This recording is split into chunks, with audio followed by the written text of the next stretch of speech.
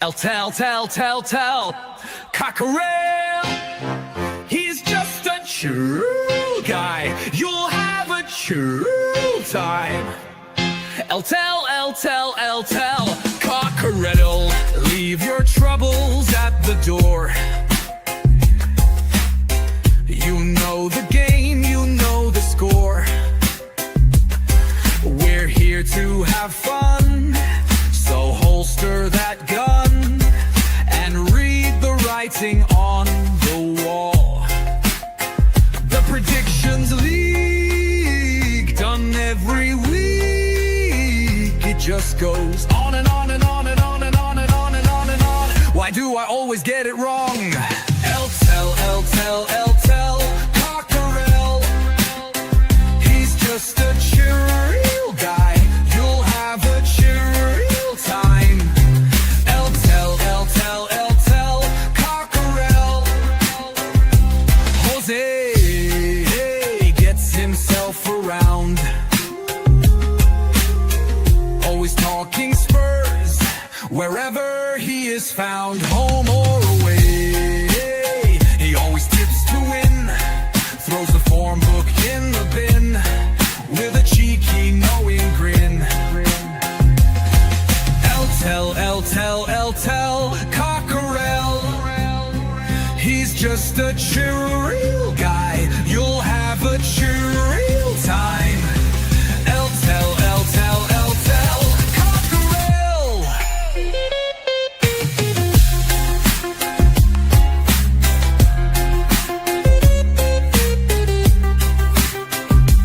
The predictions league, done every week. It just goes on and on and on and on. Why do I always get it wrong? Every time I play along. Tel Cockerel.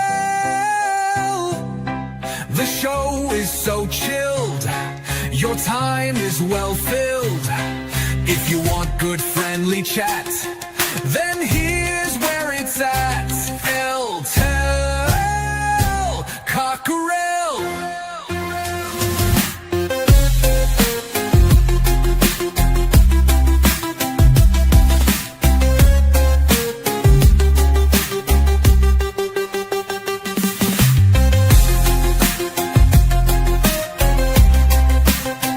It just goes on and on and on and on and on and on and on and on. Why do I always get it wrong?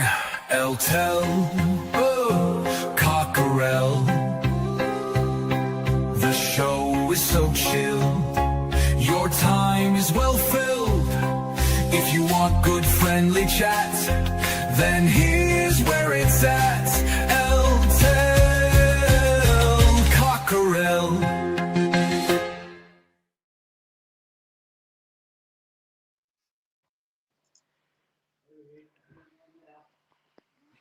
Good morning, everyone. Good evening, good afternoon, wherever you are in the world. Welcome to Jose and Chang Talk Tottenham, episode 10, with our new kid on the block.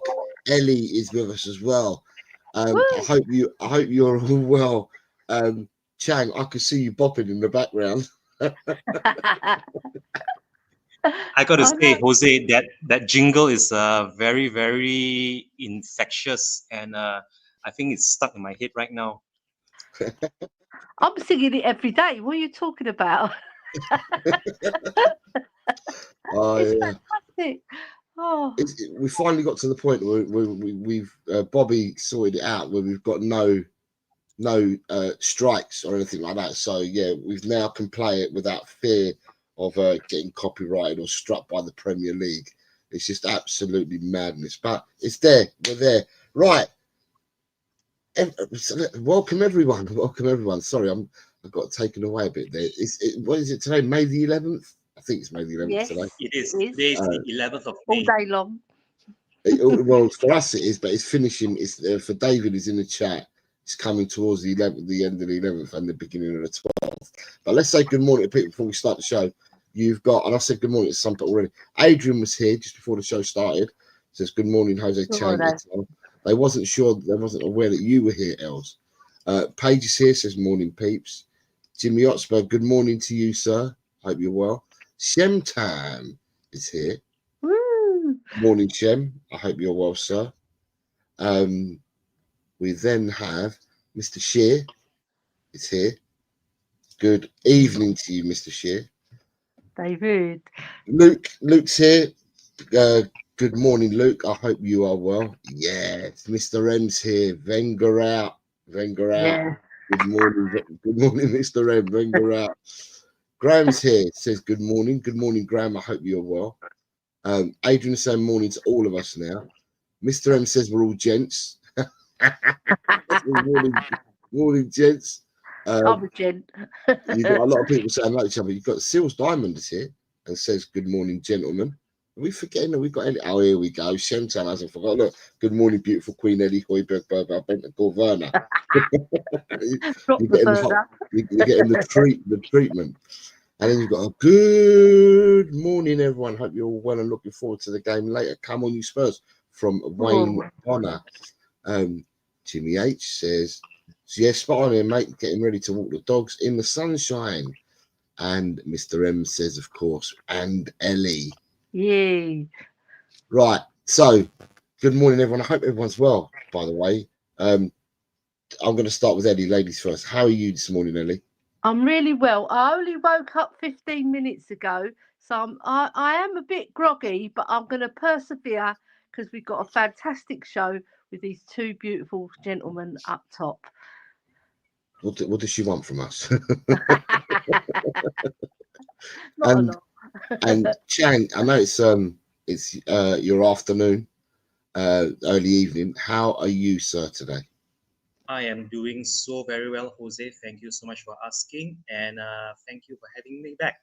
I believe this is episode 10 of Jose and Chang, and what a wonderful way to mark the 10th episode of Jose and Chang with that jingle that is now stuck in my head. I think it's on playback, free.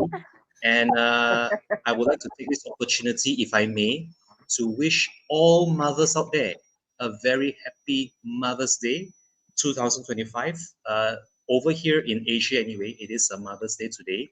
I'm not sure if it's also being celebrated over in Britain, Europe, or even in the Americas. But if anyone out there of motherly persuasion, a very happy Mother's Day to you. Enjoy the weekend's fixtures and the festivities. And come on, you Spurs. Having said that, back to you, FA. Yeah, down in your part of the world, it is Mother's Day because a few Australian people that I know, I've seen them post their Mother's Day photographs and stuff like that on Facebook. So yeah, happy Mother's Day to all those. I'm gonna say down under.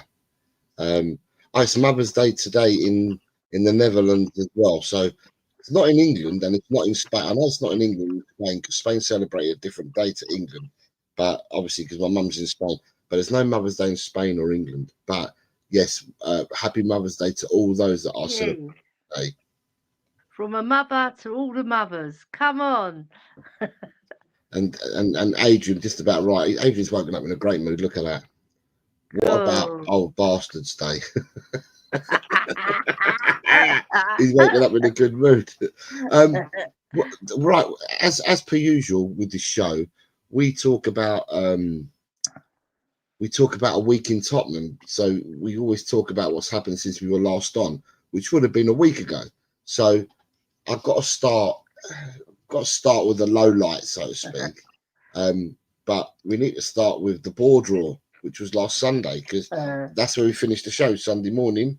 And then Sunday afternoon, we played, or we didn't play, West Ham, whichever, you look at it. So we'll start with Ellie, because she's the lady on the show. Ellie, ball draw at West Ham. What do you reckon? What did you make of it all? Well, it was like, when you get a pre-season friendly, it was a bit like that, and it was very slow, and nobody was really committing themselves to the cause, apart from one player, Jared Bowen, because he always gives his all. But our players and their players in general weren't at it, and it was a boring match because nobody really wanted it, like went for it, and some of the play was really bad. And I just couldn't get excited with the match. I don't know about you lads, but it was like watching a pre-season friendly, and the crowd weren't up for it either because West Ham fans, they notoriously hate us, don't they? So they'll give it their all from the stands. But even they were bored with it. And I saw quite a lot of them sneaking out with 10 minutes to go. And I don't blame them because it was so boring. They thought we'll catch an early train home or walk it home, whatever they were going to do. Yeah, back to you, Jose. I don't want to say any more about the ball draw. Okay, fair enough. Chang, the ball draw. Well, I thought it wasn't exactly the perfect way for us to break our three consecutive league defeat run, but we still broke that consecutive defeats run all the same. And if anything, I would say that we benefited from not having picked up any new fresh injuries or even suspensions. And I thought that was also the perfect way for Big Ange and the coaching staff to prepare the lads for what would eventually be a very momentous away trip to Norway. So in a way, I could say that regardless of what you think of the ball draw, we ended the losing streak. We prepared in the best possible way for Bodo away at the London Stadium. And it's good to see us not giving away silly goals for a change. I thought the goal that we got was rather gifted, but you have to create your own luck. And it was thanks to closing down from Tel that led to Oderbeer opening the scoring. Maybe defensively, Ben Davies could have done a lot better, I felt, because he completely lost his marker. And Vicario still being Vicario, somehow the shot squirmed under him and between his legs, and the score stayed that way till full time, 1 apiece it is. But you know what? That London derby is over. I'm sure we are going to be previewing another London derby that kicks off at about 2:15 p.m. British time later. So yeah, I think the less said about that ball draw, the better. But a point is still a point. I'll take that point. And let's continue on. Let's continue with the remaining 3 league fixtures and see where we finish come end of the season. And let's also hope that we build upon today's London derby against Palace for what would be a very, very enticing Europa League final. Having said that, back to you as always, Jose. I'm sorry, I'm just going to put this in there. Yeah, so I felt, because we've got to talk about the ball draw. Yeah, it did seem like a pre-season friendly. I think it was 2 sides bereft of any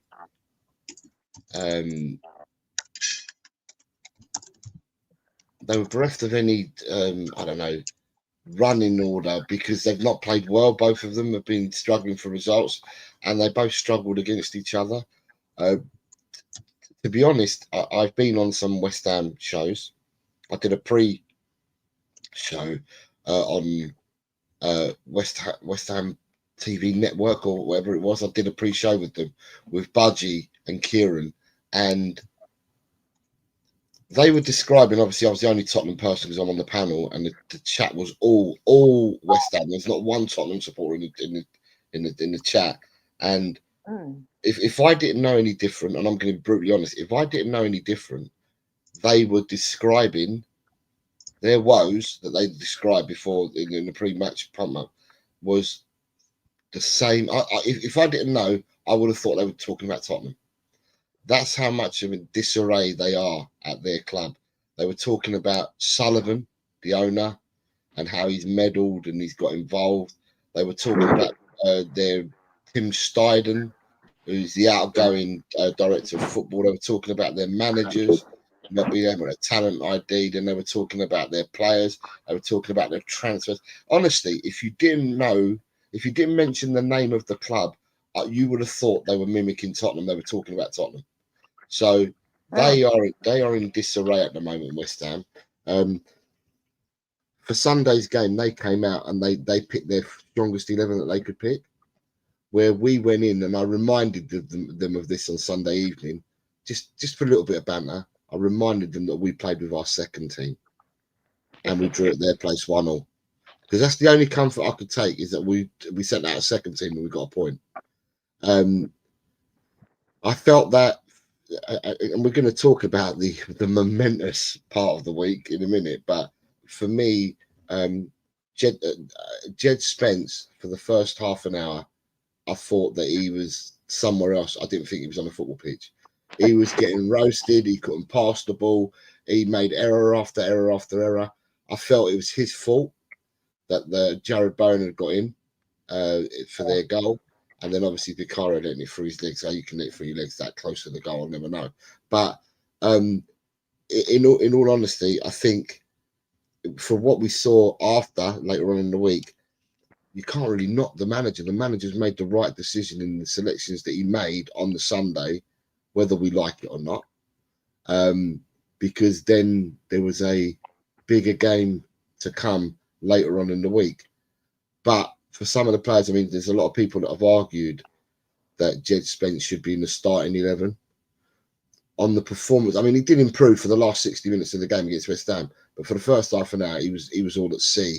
And therefore, you'd like to say that on Thursday, the manager made the correct choices again. So at the moment, we can't argue with the manager on the choices that he's making at fullbacks, because the fullbacks that played didn't really do themselves justice to actually warrant a space for the Thursday match, is what I'm going to say. But yeah, we moved away from the ball draw. It still leaves us languishing in the table. It appears that those around us still pick up points, or more points than us. We cannot finish any higher. I think it was the other day when I looked on Sunday, we couldn't finish any higher than 12th is the highest we could finish. Yeah.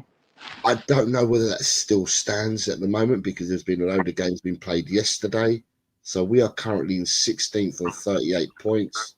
So 9 points from that takes you to 47. So the highest you can finish is 12th still at the moment, providing you won all 3 games. So the league is what it is. And then, you know, that's that. I don't want to talk any more about that, because we're being told off in the chat about talking about this game. You've got you've got Eugene's here. He says, "Hi everyone, big up Levy out," and he says, "Happy Mother's Day." David Shear saying, "All the best. Mum didn't recognise me. How could she not remember this beautiful trainer wreck of her face?" God bless your mum, David. God bless your mum. Adrian says he's going to the game today, but he's still got to cook a big fry up. He's doing a cardiac special of eggs, bacon, mushroom, and onions. Lovely. Jimmy Hotspur was saying, enough about that now, Jose. And this was at this was like 9 minutes ago. He was saying enough because he doesn't want to talk about the board draw. Eugene says it's all been pre-season friendlies training since the Frankfurters win. Adrian says to you, Ellie, careful. West Ham fans will have you know that they're the European champions. Yeah. We've got Carl Simpson here. Says, good morning, gents, and everyone in the chat. Obviously can't see because Ellie ain't got a camera on, so everyone's thinking we're all blokes. But we're not. We've got the lovely Ellie with us. So Spurs win, and there'll be thongs after the game, is what David Shear says. Palace have got a cup final next week, so like us, they may rest players. I'm not sure whether they will. Oh, this is what I've put out there. Spoiler: don't ask about predictions because I'm smashing it. Thank you, bonus games. I have completely donned the bonus games. I am smashing it out of sight Well this done, week Jose. at the moment, but I'm not sure. Still got 5 Premiership games to play today. Right, so we move on. And Ellie, we're going to start with you. Yes. Bilbao Bound, Thursday. Spurs are on their way to Bilbao. Tottenham's gonna do it again. Come on, you Spurs. We did ourselves proud that day. All our fans, 404 of them. The match was a bit of a. It wasn't an exciting match, was it? It wasn't an exciting match. It was like we were nullifying them. Yeah, and we got the job done. And I was so proud of our players because they stuck to their task, every single one of them, you know, and they didn't do any silly stuff to let Bodo have many chances. I think they only had really one shot that one free kick that Vicario tipped over the bar quite comfortably, and the one that Udogi cleared before they could get in and score. Because if they'd scored that, that would have maybe put a different complex on the game. So I was very proud of our team, very proud of Ange as well. I saw him very emotional in the dressing room, making that brilliant speech. And yeah, they all stuck together. And it was the first time I could say that every single player gave their all. Yeah, because I've seen matches where we've like played the gun ho style and they've got in behind us and then there's players not tracking back. But even Brennan Johnson, he got a lot of stick, right? Because he didn't do much up top, which is usual for him anyway. It's not a surprise. Come on, Spurs fans. We must admit, Brennan Johnson, he does the tap-ins and he does this, that and the other, but he doesn't really play as a winger. But I was quite impressed with him because I was watching him and he was tracking back a lot and he was helping the team. And I thought, all right, he didn't do much the other way, but you know, I thought he gave his £5 worth, and it was just brilliant at the end, seeing all the players, especially Basuma, because he's had a torrid season in and out of the team with the whole balloon thing that went off on social media as well, and he got a stick for it. And it was just lovely seeing all their faces and all the Spurs fans with all the blue and white scarves. Come on, you Spurs! I tell you what, I'm lucky that I can talk because I was so excited. And my husband said, "Keep it down today, Ellie. Keep it down." And I tried to, but I just couldn't. I just let it rip. I could have ripped my vocal cords, I'm telling you, but it was so brilliant, and it was something that maybe we didn't deserve throughout the tournament to get to the final because we didn't play particularly well in the qualifying rounds. You know, we were scraping through, but sometimes, you know, in football, sometimes you don't get what you deserve and sometimes you do get what you deserve. But I just thought for all our players, because they've had a season where they've played the style and last season that they're not accustomed to, and they didn't play that style yesterday and against Frankfurt, and we got the job done. Back to you, Jose.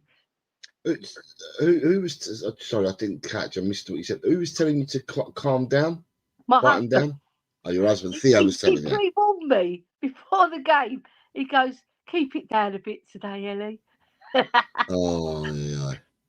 That's It's because just you got like something to telling a shout. dog not to bark. You know what I mean? That's because you got something to. That's because you got something to shout about, and he didn't. Yeah. Like I said, Jose, it's like telling a dog to not bark or a cat not to meow. You know what I mean?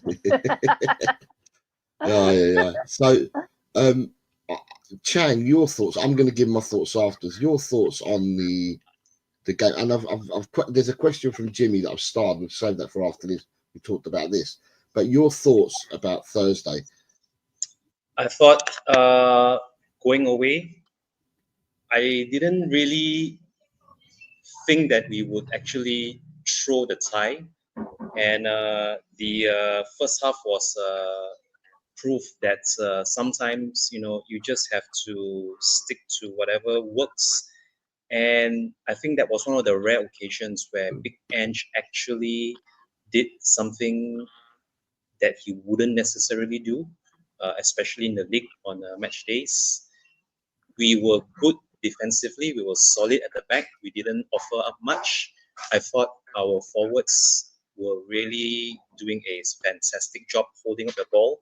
I think I've lost count the number of times Richarlison got hold of the ball somewhere around the halfway line, held on to it, drew the foul, and that just broke up all the momentum Bodo tried to have going forward.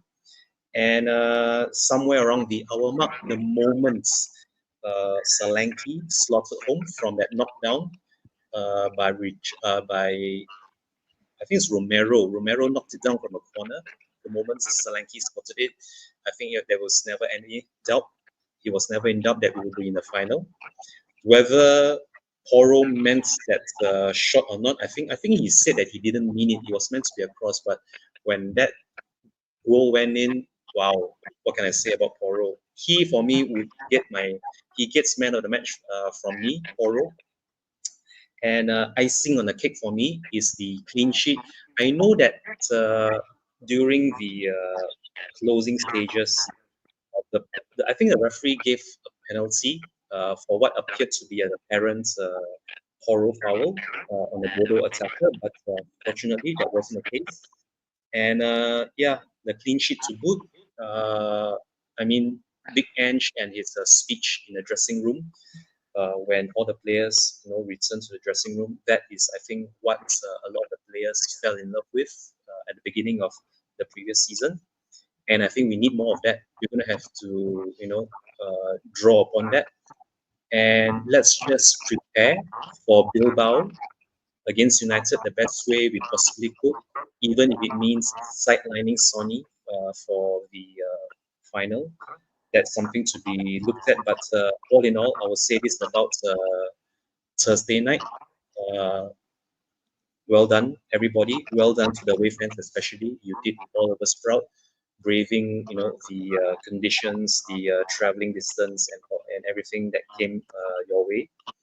And let's just see where the next week and a half takes us, because the 21st of May of 2025 is going to be a day to remember. I really hope it goes one better than the Champions League final in Madrid 6 years ago. But yeah, all in all, a fantastic day to remember. And on a side note, this is an interesting side note before I close up.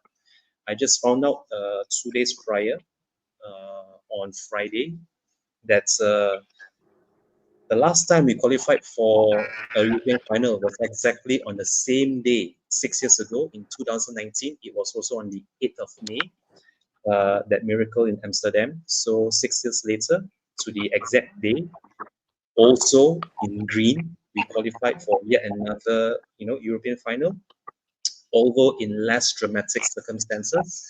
But you know, we qualified for the final all the same. And let's all hope that this time around, different outcome, you know, in the final. So having said that, it's back to you, Jose. Finn's here. Good morning, Finn. I hope you're well, sir. It's been a while since we last saw you, Finn. Just want to say to Finn, if you want to, I know that you've missed the majority of them, but there are 5 games left today in the Premiership. And if you want to do your Premiership predictions for the 5 games today, you're more than welcome to leave them on the stream that we did on Wednesday or Thursday, I think it might have been. You're more than welcome to leave them there on the stream. We have got Chang says about today before. Says Palace fans will be singing they're on their way to Wembley today. Spurs fans will be singing they're on their way to Bilbao. It's going to be a carnival atmosphere with the kids on the pitch. And then you've got Seals Diamonds here. She says, Ellie, you're not the only girl here. I'm here, and my dog Seals Diamonds, Sia. Big up the girls. Big up the girls. Yeah. And Adrian's just saying 2 holding midfielders against Brentford away, West Ham away, Frankfurt away, Bolton and Glimmerman away. Anyone spot the link He's telling us that we're playing differently, Adrian. Right, so for me, right, I'm going to take people back because I spoke about this on my show, prediction show on Friday. It's the sermon that I gave, and I'm going to give my sermon again. So not fully. I'm going to say it again. Right, during the week after the game the week before on the Thursday, when we beat them 3-1 at Tottenham Hotspur Stadium. I don't know whether people do it for clicks. I don't know whether people do it for, for their own reasons. But I don't know whether people do it because they want more followers on X, or whether content creators do it because they want more to cause controversy in that. But the majority of people on social media were saying, oh my God, they scored a goal. The tie's in their hands now. We're going to get cooked in Bodo. Bodo are going to beat us. They win every game by 2 goals. Blah, blah, blah, blah, blah. All I heard was all this stuff from everybody. And all I kept saying all along was, do you know what? I've looked at, because this is what I say to people. People, follow what you believe. Don't follow the crowd. And if anything, do your own research. I researched it. I looked at it, and my thoughts about the game for Thursday were, I looked at it and I thought, people saying they've won 30 games out of 37 at home in Europe. They're impenetrable at home. They're getting anyway. I looked at their scores, and a lot of the 30 wins that they had in Europe were in the Europa Conference League. They were in before this season. You had qualifiers, didn't you? Pre-qualifiers to qualify for the cups and that. So they've beaten teams that you've never even heard of at home. And so I think to myself, that's not really, you've not played the creme de la creme and got 30 wins out of 37, because that would have been impressive. Your 30 wins have come against a load of no marks as well. So I looked at it all and I said to myself, do you know what? They haven't come out against the Premiership team this season at their place, right?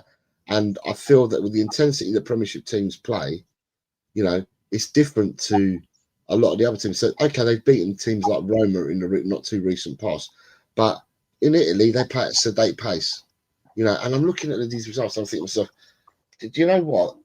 I don't fear going to Bodo at all.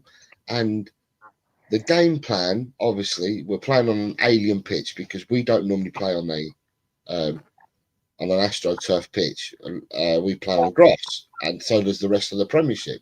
So it would be an advantage to Bodo to play on that. But what was interesting is that when Mr. Postecoglou took Celtic there 3 years ago and lost 5-1 on aggregate to them, Mr. Postecoglou, they arrived on the day of the game the last time when Celtic went there, and they didn't train on the pitch and they got turned over. This time round, with that in the back of his mind, Tottenham flew out the day before and trained on the pitch the day before so they could get used to the pitch. And, at the end of the day, it was quite weird because when you watch the game, guys, right, and I play on 4G pitches all the time, they said that they watered the pitch down. They kept watering the pitch down at Bodo, and then it was spitting with rain on the day as well. If anything, that pitch should have got quicker, because when the bounce on a wet pitch, on a wet AstroTurf pitch, the bounce goes higher and the roll goes longer because it zips off Astro. I found, I don't know if you guys saw it, but in the second half, when they were trying to play it down the channels against us when we were defending, they were putting the ball down the channels. The ball weren't rolling, the ball weren't spinning, the ball weren't going fast. It was actually slowing up. So whatever happened or whatever they did probably became counterproductive to the way that they normally play, unless the pitch normally does that. But I find it difficult that a pitch would do that. But anyway, we went out. I felt that we played with an intensity from Tottenham this season. When you watch Tottenham, we start off lethargic and slow, and we're always on the back foot, and we either wrestle it back in the second half, or we just don't wrestle it back at all. This season, that is. From the first minute against Bodo, our pressing was absolutely insane. And we pressed as a team at the right time. And, we played most of the game on Thursday. We played it in transition. That's how that's how much we put into the game. We played most of it on transition, and at the end of the day, you've got to give credit to the manager, the players, the coaching staff, whatever. You've got to give them credit because they've gone and done something, that a lot of people out there thought wasn't possible, and that is to go and get a victory away against the team that's beaten everyone this season at home in the Europa League, and also getting a clean sheet. So for me, we played ultra well. Now, I look at that team, and we can talk about the players in a minute, but I look at that team and I say to myself, it's not the time to start picking holes in players that didn't play well and stuff like that, because for me, it was a team effort. And for me, the way that I look at it and my outlook on it is that every player on that pitch deserves to start with a 7.5 because it was a team effort. Yeah, I agree. And I like I said, Brennan Johnson, he got a lot of stick for that match. And I thought, no, because he was helping the team in a different way, right? And Romero was awesome. I thought Biss was my man of the match because he covered so much ground. I was going to give it to Benny because Benny was good as well. But Biss, he was on it, wasn't he? From the minute. And he's not the normal one that you can rely on because he's lit us down quite a few occasions where he's lost the ball. And what he did, he played it very clever. We saw the old Bissouma, but not in like driving with the ball. He did a couple of times, but he was very, very disciplined, and I was very impressed with him. And I said to my husband, we had so many corners, didn't we, lads? Yeah. But we didn't really do anything with them, right? And then Tel comes on, he puts in a beautiful corner, and I said to my husband, all we need is someone to go boof with their head. And Romero did. He jumped up high, buffed it down to Solanke, who got the toe. Normally, Johnson gets those tap-ins, but Solanke did the job. And then Porro's goal, like Chang said, it was out of the blue, but bloody hell, when it went in, it looked like a fabulous goal, but it was a fluke. And he admitted it as well. But every goal counts, doesn't it, lads? So I enjoyed that goal, even though it was a fluke. It was a brilliant goal. And I just thought all the team, I thought they were at it from the minute that whistle went to the minute the second the whistle blew. It was just like everybody together, a togetherness. And Postecoglou reiterated that in his speech. We're all in this together. We've had a shit season. We've had the torrid season. I mean, he didn't say shit, but we've had the season where we've lost 19 matches in the league, and they've all stuck together. And there's a lot of chat on social media and content creators saying that he's lost the dressing room. Maybe he's lost a few players, but I don't think he's lost the dressing room in total, because you could see the joy on everybody's face and the unity when he did that speech. It was like all the players were gripped, and we didn't have Maddison as well. Everybody was saying before the match, we haven't got Maddison, we haven't got the creativity. Yes, we didn't have the creativity. We won in a different way. Sometimes I heard Jamie Carragher say Spurs find a way to lose. Well, not in this match, Jamie. We found the way to win. That goes out to Jamie Carragher. Over to you, Jose. Chang, go on. Carry on with following on what Ellie's saying. I mean, honestly, all these naysayers, the people who like to beat Spurs up with a stick, saying that Ange is out of his depth, the players don't even play for the club, they're just playing for their paychecks or even for, greener pastures by using us as a sort of stepping stone to, sort of promote themselves to other clubs or to twerk for other clubs.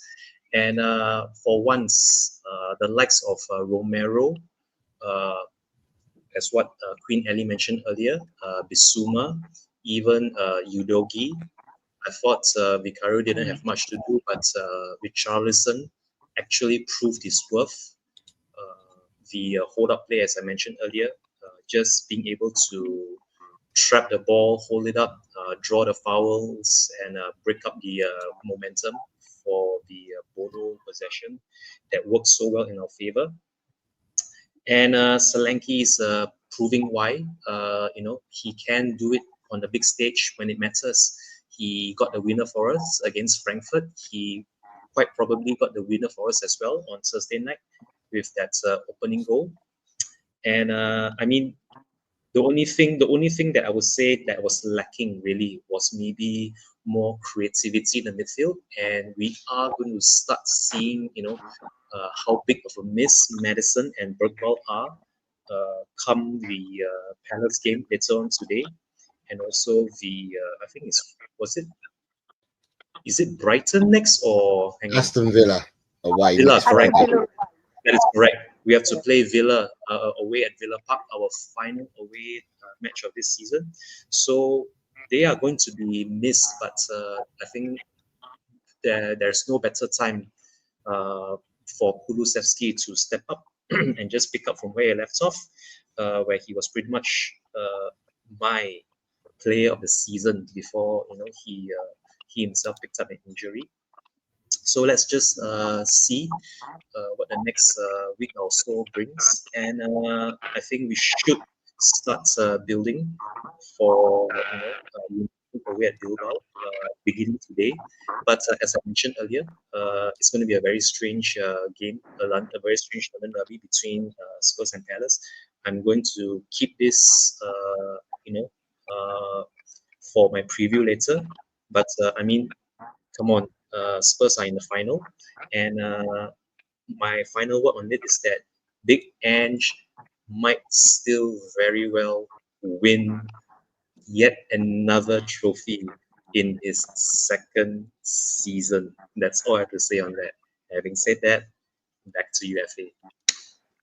I'm going to ask both of you a question at the moment, right? Who are your favourites to win the Champions League? Okay. Not the why and why not. Pick a team. Is it PSG or Inter? Who are your favourites to win it? My favourites are PSG.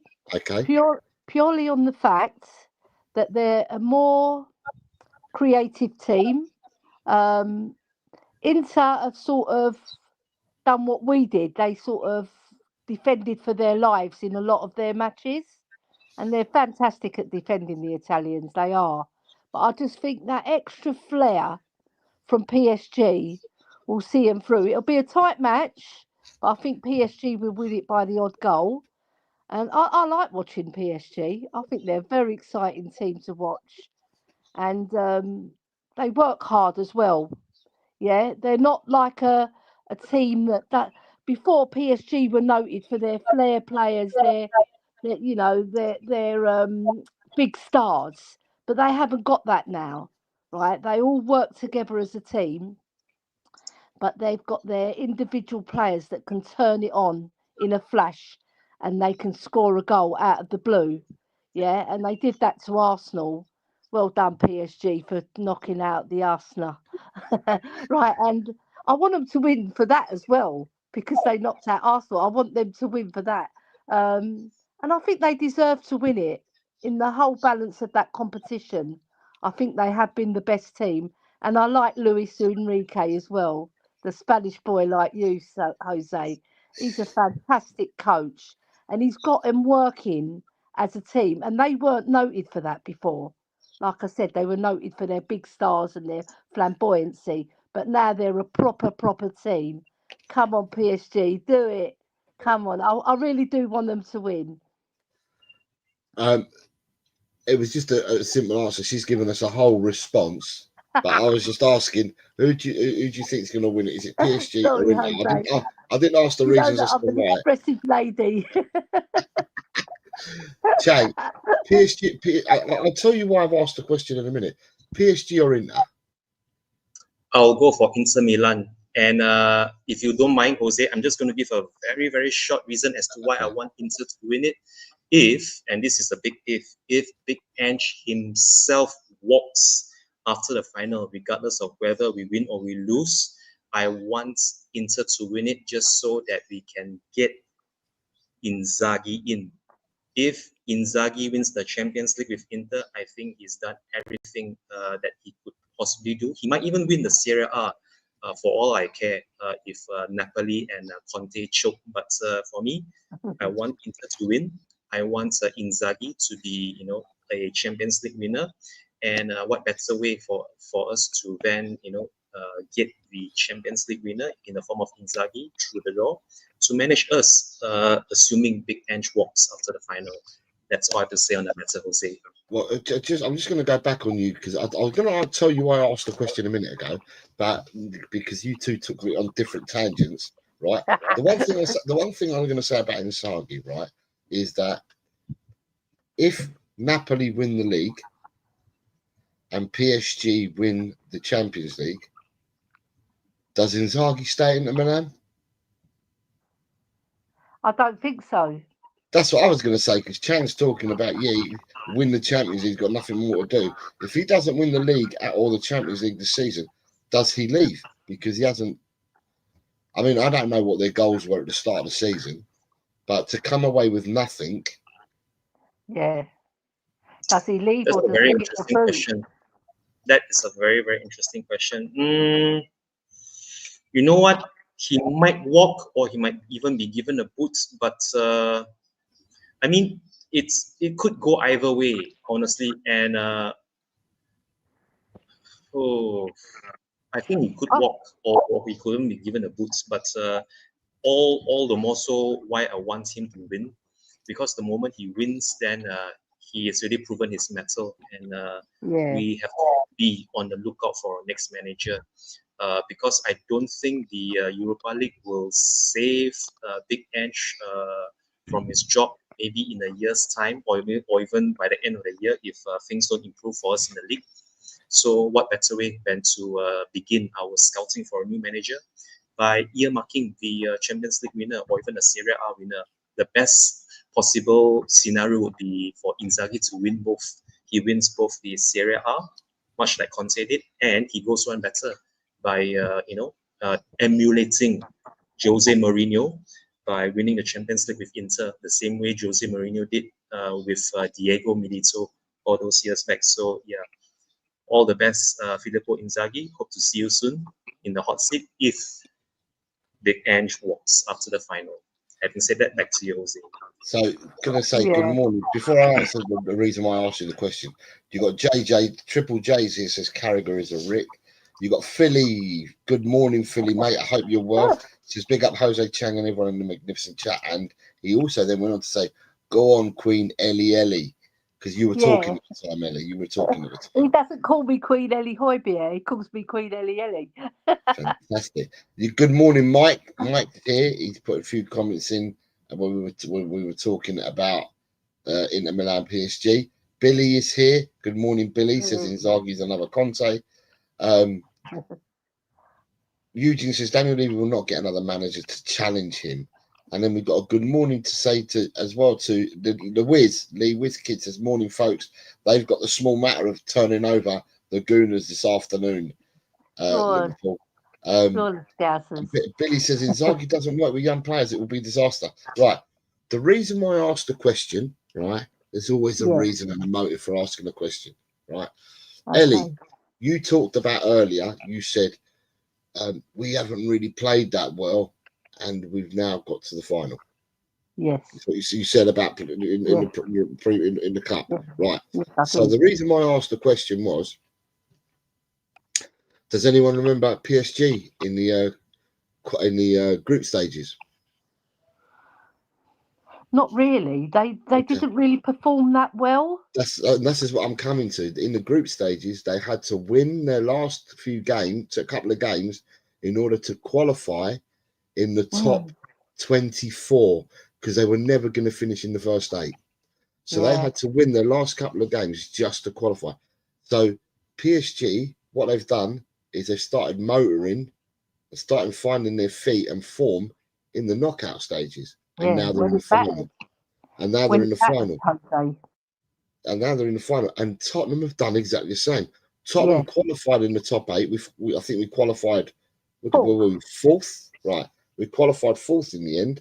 You know, up and down. You wouldn't say we were electrifying all the way through, but we have found our feet in the knockout stages. Because in the knockout stages, we've gone away and done a number on Frankfurt and Bodo both away. So we found our feet basically in the knock, and that's what I was trying to allude to. Who's going to win the Champions League? Because if people are going to say PSG, well, then PSG found form in the knockouts, and they didn't have form beforehand. So Tottenham, some would say that in the Europa League, have found they found their feet and the timing right when it matters, which is at the tail end of the competition. That's what I was trying to find and trying to get to. Alluding to it. The PSG were in Arsenal's group, weren't they, in the qualifiers? No, there weren't. There was no group, was there? You just played against the random 8 teams. Yeah, that's what I mean. They were in the same group. Obviously, every team was in the same qualifying thing. They lost to Arsenal, didn't they? Yeah, earlier on in the competition. They lost 2-1, was that right? 2-0, I think there might have been. Yeah, earlier on in the tournament. Is it 2-0? Right, yeah. So they motored when it was the knockout, like us. So I do want PSG to win it, though, Jose. And obviously, we're going to win it as well. I'll put it out there. Just because we're on this, I'm still going to save the question for a minute. So with regards to Tottenham, we now know our opponent's going to be Man United. What I will say is what Man United have definitely got over us is that Man United have already played at the San Mamés this season. Because Bilbao hosting Bilbao, they played Bilbao in the semis, didn't they? And Bilbao hosting the final. So they've already played at the San Mamés as the away team. Tottenham will be going to the final as the home team. So we have the home dressing room in the final at the San Mamés. So for all intents and purposes, we're the home team, right? Man United have remained unbeaten in the Europa League. I don't know how, but they've remained unbeaten in the Europa League. So their first L surely will come against us on the 21st, won't it? Time to be beaten, isn't it, then? Come on, they're going to get their first loss against us. Come on, you Spurs. Chet Archer's here says, good morning, Jose Chang. Lovely shirt, Chang. The 16-17 shirt was the last one I bought. A great season, is Lovely, what he's saying. Gold. Yeah. Beautiful. So yeah, with the final coming up, right? We've got a question here that came through earlier. It says, what colours do you favour us to wear in the final? Now, we had a chat about this on another show. I want to ask you your opinions. I'll start with you, Ellie. What colours do you favour us to wear in the final? What are we going to wear? Or what would you wear? I would wear green. Honestly, that green colour. I know some people have been saying, no, let's wear all white. But I think Man United wear white shorts, don't they? So we couldn't do that anyway. We'd have to wear blue and white. But I just favour the green. We've had the greatest results with that green in Europe.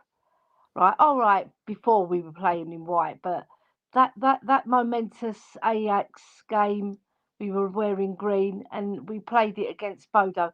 I just think we look good in green as well. It's a lovely colour. It's a really nice shade of green. And I bought that shirt, so I want to wear it. And I've got Kulusevski on the back of my shirt.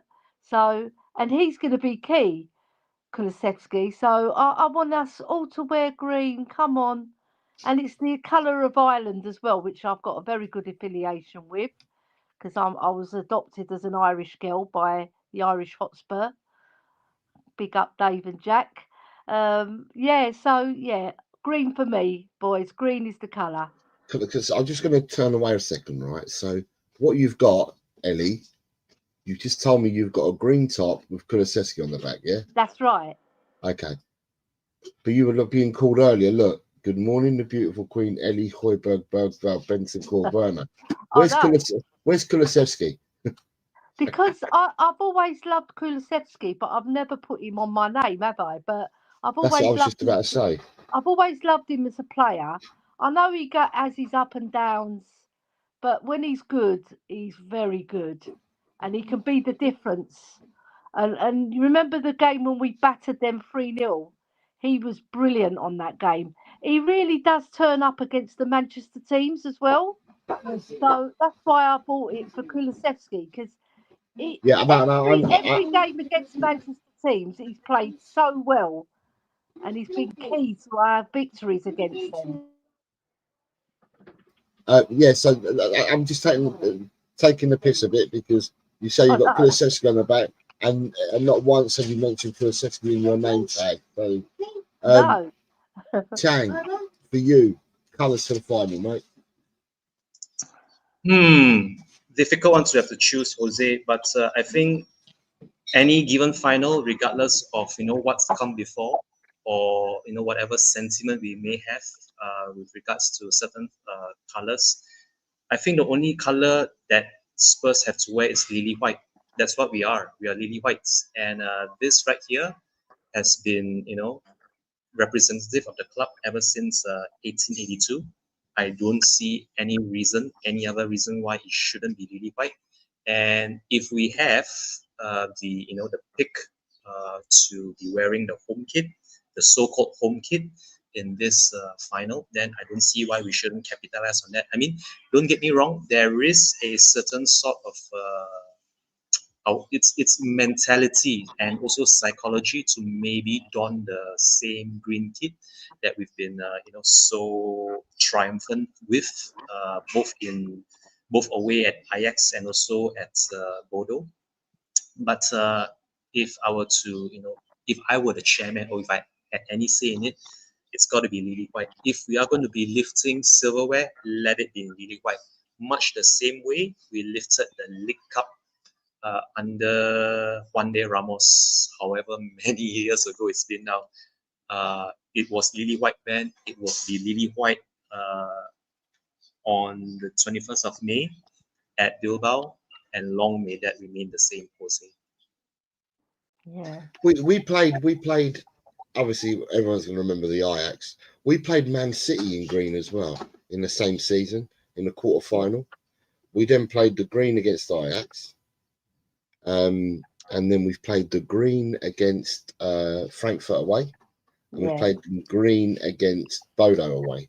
So there's been a lot of people saying, I mean, to me, I'm like, why can't we just wear green? I've said to myself. But what we were told by the historian, the Oracle, Adrian, on his show, was that whoever it was, and I can't remember who he said it was, Bill Nick or someone you see, Arthur Rowe or one of these names, he said they turned around and said that you should play all in white, because if you play all in white, then you can be seen. So if you're playing on foggy nights, or you're playing in dull conditions, white, you will always be seen. And that's the reason why we always play in all white. So yeah, it's an interesting one, because I've seen a few people say, can't we wear the green for the final? And part of me says, yeah, green, but then I do understand why we'd have to wear the white as well. So but that's the reason why I asked the question. Yeah. I want to add something as well that I've just thought of, right? So it's on the 21st. Who plays 21 for Spurs? Kulusevski. Also, it's got a one in it. 21. We won the FA Cup in 1921. Plus, it's got a one in the date. So these are all omens. That's 3 omens. Yeah. So whether we wear lily white, which I think we will do anyway, or green, I think the omens are there, right? And I'm quite a superstitious person. I always look at these things. So it's all leaning towards Kulusevski playing a worldie like he did at Old Trafford, like he did at the Etihad as well. On quite a few occasions he's played well. And remember when we won 3-2 up at Manchester City, Kulu was key. He scored a goal when Sonny put him through quite comfortably, and then he's done the brilliant cross to Harry Kane to get our winner to beat them. So we do well against Manchester clubs. I don't think they've beaten us in the last 6 meetings. So let's make it 7. And who wears number 7 for Spurs? Sonny. Come on, you Spurs. Right. Okay. Right. So I'm just looking 6, 9, 17, 22, 24. So right. So you've got, some people have put in the chat here, Nate the Ape says, "I'm United unbeaten in Europa League, but they haven't played any Premier League teams in the Europa League yet. Last time I checked, Spurs are unbeaten versus United in 5, and 3 of those are losses this season, cup game included." Nate says, "Big up the panel and the chat. Good morning to you, Nate." Paige says, "We were waiting for the right opportunity to beat Spurs, Nate. It's going to be on the 21st, says Paige." Archer says, "If we had signed Kvaratskhelia, great player. Imagine Queen Ellie Kvaratskhelia would have been your name," he says. I like Then that you've player got as well. Chantal says, "Superstition rules, it must be green." Nape's asked the question, right? He says, "Are Spurs better away than at home this season overall?" Well, I've just looked it up, right? Spurs at home this season in the Premiership have won 6, drawn 3, and lost 8. Okay. Away from home, they've won 5, drawn 2, lost 11. So their home record, for all it stinks, the home record is better than the away record. And we're playing in the home team, aren't we? There you go. There's another omen. Nate the Ape says, "Ellie, I hope there's something in superstition," and you're right. Yeah. Nate also says, "And Ange always wins a trophy in his second season, apparently. Second season, first place, 21st. Hay says, "Don't need omens like that we're worried enough as it is, plus Jess Banjo doesn't help things." And then Graham says, "For all the Dodgers, there's a little thumbs up icon that needs to be smashed." Yeah. So, Ellie, can I ask you a question? I saw you in one of the chats. Yeah. Talking about you and your 5 brothers and all that, but in the final.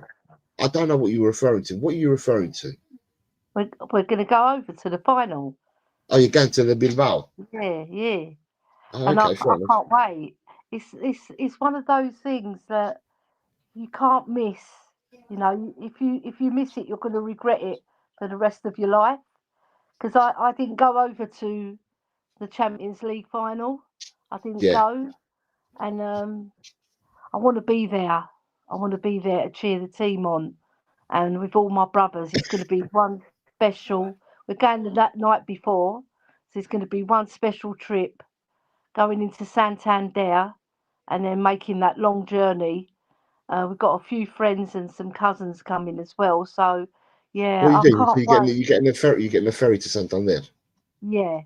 Okay, Well, my 26 brother's hour ferry. organised it. I've got to ask him all the details because I haven't asked him any of the details, what hotel we're at. I've just been so excited. You know, when you're so excited and you just want to focus on the game. And yeah, I just can't wait. It's going to be incredible. And all the box parks, I'm going to make sure my brothers go to the box parks as well so that we can savour all the atmosphere before the match Yeah. and in with all the fans and do all the banter at the pubs and drink not too much so that we can't remember the match. But I know my brothers, they like their drinks, so yeah, I'm sure they're going to smuggle a few bottles of ouzo over there as well. Don't need to. Just have aguardiente, stronger stuff. Yeah. Okay, because I couldn't understand what you were saying in the group. But anyway, right, so that's Bilbao Bound. So as a fan base, right, what I'm gonna I'm gonna ask you, how did you feel after the final whistle on Thursday, Ellie? You personally, not what social media tells you to do, yeah, but you personally, how did you feel after the final whistle on Thursday? I felt such pride in all of our players. And then I looked at Ange Postecoglou, how happy he was, because he's been slated left, right, and centre. And I've been quite vocal about him because I just don't think he's been a great manager this season. But in the Europa League, he's put all his eggs in one basket, really, because the other baskets, all the eggs were falling out. Right. So he's managed to get us there. And I was looking at him, and me personally, I felt happy for him as well, right? Because he's been criticised left, right, and centre, and I've been doing a lot of it as well because he hasn't been good for us this season. But in the Europa, I just felt such joy for our players, you know, and all those fans that travelled over to Bodo, you know, all the joy on their face. I could see it, and it was like a magical thing went right through me. Like the only time I felt like that quite a few times with Spurs, but I liken it to when honestly, this is the God's honest truth. I shook Bill Nicholson's hand outside White Hart Lane, and like a magical feeling went right through my body, like I'd been blessed. And that's how I felt at the end when the final whistle went. I just felt magic, you know. I felt so happy, and I couldn't stop. And I didn't sleep all night. I was on chats all night with people that was. There's lots of people that stay up throughout the night on WhatsApp and on Twitter and everything.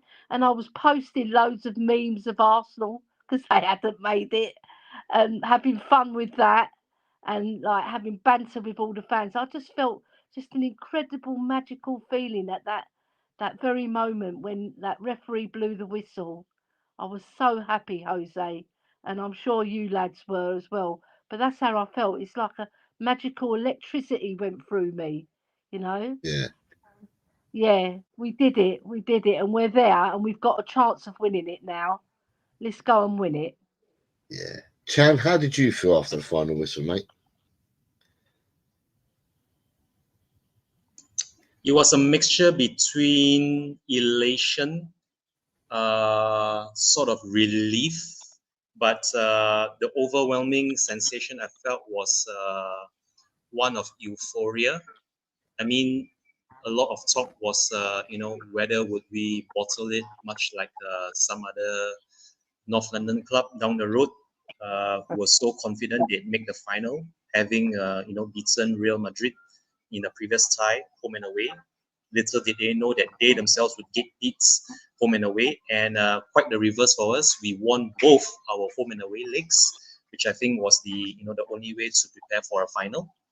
And we have a very, very rare opportunity, Jose, to make amends for that anticlimactic final in Madrid 6 years ago. I honestly feel that this could very well be our Liverpool moment. Think of it as the Jurgen Klopp moment.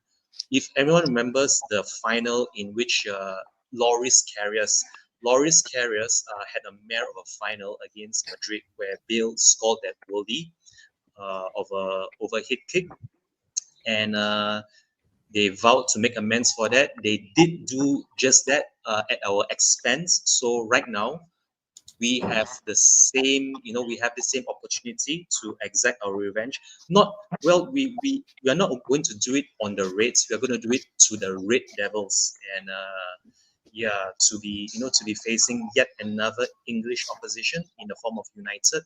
I mean, that was the one thing that I just wanted more than anything this season, and now that we've got it, we have to make the most of it, Jose. But right now, I'm just going to keep very calm, very even keel, very level-headed. But Thursday night, or rather, it was actually Friday morning.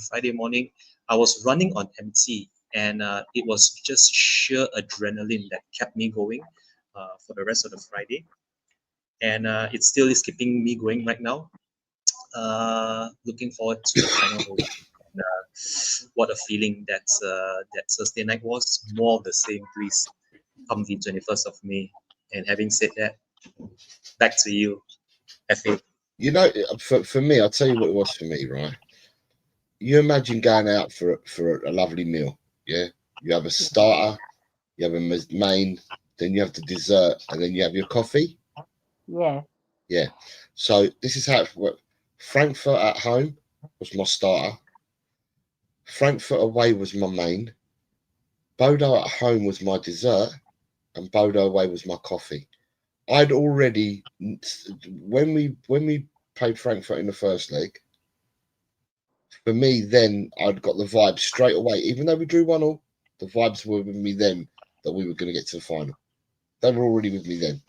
So for me, unlike the rest of, or what what some people try to steer you a certain way, after our first leg at the Tottenham Hotspur Stadium, we won 3-1. I knew we were in the final. I knew we were in the final then already. I knew we were in the final after we played Frankfurt. So for me, it was like, okay, I've now had my coffee, because that's the last part of the course of the meal. I had my coffee, and we knew we were through. Now, when you normally have your coffee, if you're a fine English person, after you finish your coffee, you retire to the drawing room and you have your brandy. That's the final against Man United. Yeah. So that's my analogy for it all. Can I ask you, Jose, when you had your coffee, did you have the chocolate mints as well? No, I They don't. wouldn't give you chocolate mints. I'm not partial to chocolate. Oh my God, you don't like chocolate?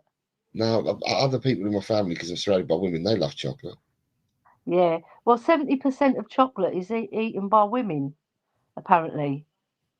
Did you know that? She's gone all quiet when I said that. That is She true. has, hasn't she? She's gone all quiet when I talked about chocolate. Yeah, I love chocolate. I could live She's off trying. it, actually. Can you hear me? Now I can.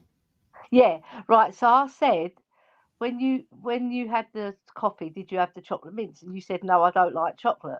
So I Yeah. said, well, 70% of women are Yeah. the eaters of chocolate.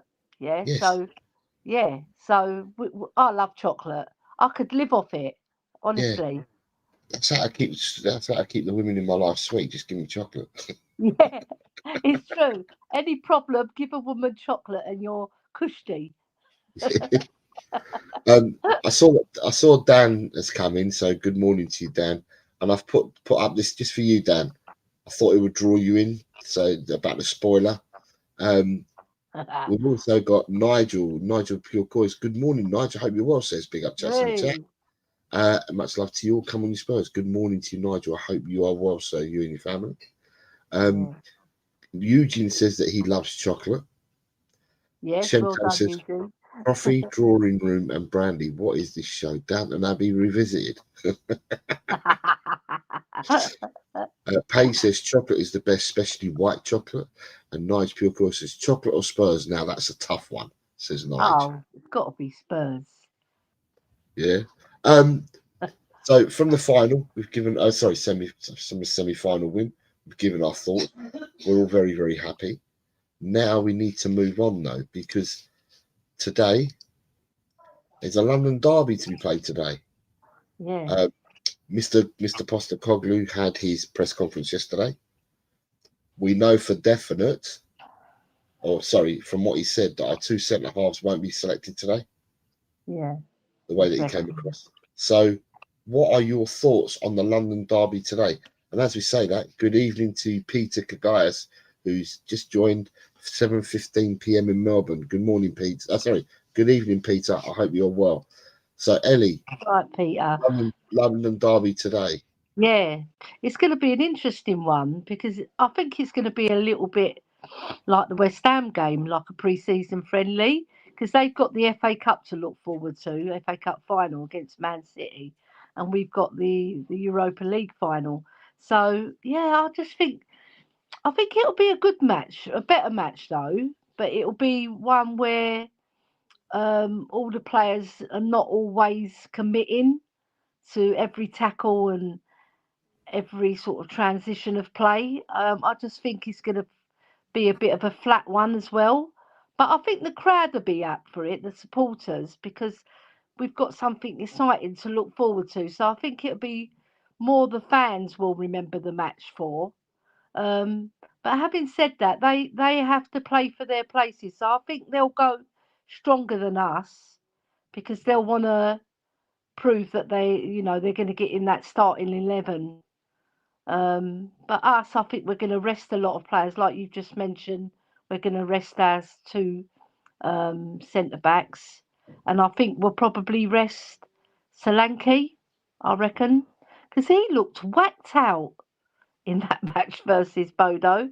He really did, because he did a lot of running, but towards, say, the last 20, 25 minutes, I thought he was quite heavy-legged, right? But yeah, I just feel it's going to be one of those sort of party atmosphere games, you know, where the crowd are doing all the talking. And on the pitch, I think I reckon. Are we doing predictions for the game as well? We can do after. I'm just wary that Chang's got to shoot in 12 minutes. Yeah. So if So Chang back, if Chang if Chang back has to left you, us, Chang. if Chang has left us, we'll still continue anyway to finish it all off. Yeah. But Chang, Yeah. your thoughts on today, because I know you've got to go to your Mother's Day meal. No, Which it's fine. It's fine, Jose. I'll try to hang on for as long as I can, but very quickly. I mentioned earlier that today's London derby would be very party and carnival atmosphere. The Palace fans have every reason to be looking forward to a FA Cup final at Wembley against City. So they are going to be the ones. We are on our way to Wembley. The Spurs fans ourselves. We are going to be singing. We're going to be on our way to Bilbao. So it's going to be a party atmosphere, and I expect both managers to feel lots and lots and lots of substitutes, possibly even a few, under 21s or teenagers or youth academy players. Neither club, neither manager is going to want to risk their stars. And I wouldn't be surprised really if we do see Mikey Moore playing as a 10 today, assuming that Big Ange isn't going to risk Kulusevski now that we've already lost Madison and Brunel for the remainder of the season. So I think we cannot afford to put Kulusevski in jeopardy. Having said that, I still expect Ben Davis and Kevin Denso to be filling in at centre. They did an okay job against West Ham. Today at home against Palace is going to prove a different,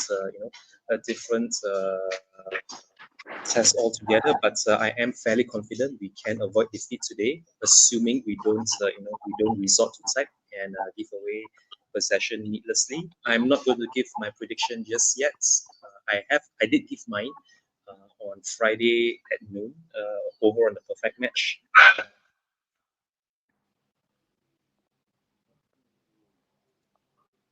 Apologies, a common mongrel just ran in, so things on its way out. I still expect today to be a good encounter, and I've been saying this for I can't remember how many times I've been saying this since we started Jose and Chang. But the moment we were drawn against, I've just been saying time and time again, we need to rest our players. We need to feel the youngsters who feel that they have something to prove, and now more so than ever, those youth academy players want to prove to Big Ange that they have something to offer when we do travel away to Bilbao for the final. Let's just hope, Jose. Let's just hope that come what may today, we have something to look forward to come the end of the season, regardless of what happens, in the Europa League finals. So, having said that, I'm still backing us to win, and I will give my prediction before I go. But I'm expecting us to avoid defeat. I will gladly take a draw now. I will gladly take a draw, and I think anything more than a single point will be a big bonus for us, having qualified for the Europa League final. So let's just wait. Let's just wait and see what kind of lineup Postecoglou has in store for us. Come on, you Spurs, up the lads. Having said that, back to you, FA. So you've got Dragon DDN, Dragon's D's Nuts is here, and he says, "Is Ellie Ange in yet?" Oh my God. I wouldn't say, I'll be lying if I said yes. I Okay. think we need another coach to come in. That's my own personal opinion. I just feel Andrew's done what he had to do, and it's time for him to go. I think he'll go anyway, win or lose. I think he'll go. Yeah, so I'm not going to lie. I'm still Ange out. Paul Pablo says, hi, Jose. Is Danso playing today? I would have thought so with the way that Postecoglou spoke yesterday in the press conference. I would have thought that it would definitely be Danso and Davis today at centre backs. Nice Pure Coys is interesting. Says, I actually think Kulu needs to start. Doesn't look 100% yet and needs the minutes to get some form. And Paul Pablo says as well, let the kids play, the same ones who won the Euro tie at home. What I will say about today is that if you are rotating, he said that all those that played on Thursday, at Bodo, you come off feeling a different type of way when you've played on a plastic pitch. You're sore and niggly after playing on a plastic pitch, which obviously Tottenham are not used to. So therefore, from the way that I'm gathering, if he says they're all sore, that means that you might be changing your whole first 11. And if you're doing that, that would include Richarlison, who came off in the 60-odd minute, came off. But if you're resting everyone, what I will say, did he not say that there's a few things happening? Didn't he not say that Sonny's back and available for selection? Yeah, he did. Okay. So if that was the case, for me, the biggest problem you've then got is midfield. Because if you do like for likes, so let's say, I don't know whether he drops Vicario, but you've got Kingsley there, right? Or Austin. The back four, he can drop all four and he can play with Gray, Danso, Davis, Spence.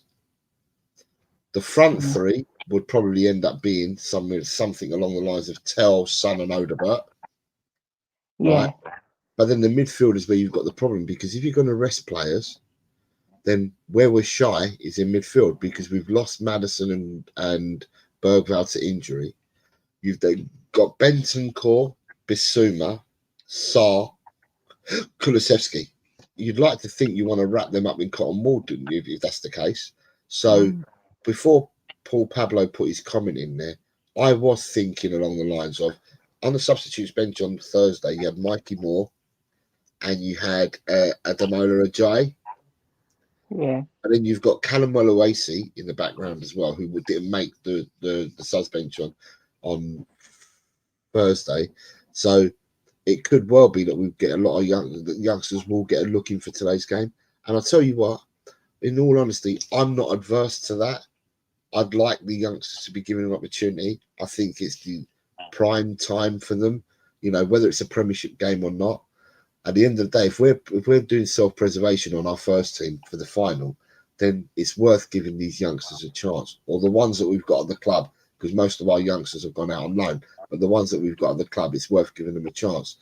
The other thing to take note today is, as you're aware, the protests, the Change for Tottenham, have decided to dumb down the protest today. So the protest today will be a march to the stadium, and anything they're doing will be against the board, so to speak. Because what they've said in their statement is that they want to fully back the team, because it's never been about the team. The team's not the problem. The problem is the hierarchy. So therefore today, the protest later will be a march, I believe. I mean, unless I've got it wrong, Ellie, I think it's a march today, isn't it? The march is the protest today. Yeah, that's what I read. Yeah. Right. There's been conflicting information in the WhatsApp groups. They're quite confused about it. But what I read on Twitter, they are going to still carry the march on. But like you said, it's against the hierarchy. Yeah. Okay. I just wanted to add something on the players being sore. Well, when I saw them in the dressing room, none of them looked sore, especially Basuma and Porro, because they were giving it with their dancing moves. Yeah, but the thing is, but Ada, I think Johnson and Solanke did look a bit nax, because Johnson's not used to doing that much tracking back, but he was given a mission to do it. So, yeah, I think some of our players, obviously, they're going to be sore, but the elation of that victory, they probably forgot a lot. Do you know what I was surprised though? That Solanke, he's quite a confident sort of speaking guy. he speaks like a street guy. Yeah, and he was like in the background. I was watching him in the celebrations, and he wasn't really getting that involved, which I found surprising because I think he's quite a boisterous lad, and he's a street lad. You can tell that he's had a really, I think he's had quite a tough upbringing. Yeah. So I was looking at all the players, but I thought Basuma was brilliant in that dressing room. But he always is. He's the loudest. And I saw Postecoglou said he's something else. Yeah. I think Yeah. Shemtam saying the march is still going on, but the in stadium protest at half time was cancelled, so the march is still going on. Paul Pablo says the protest should continue. Reason Levy Penny pinching. Reason we have only one creative player in Madison. People have put their team lineups out here.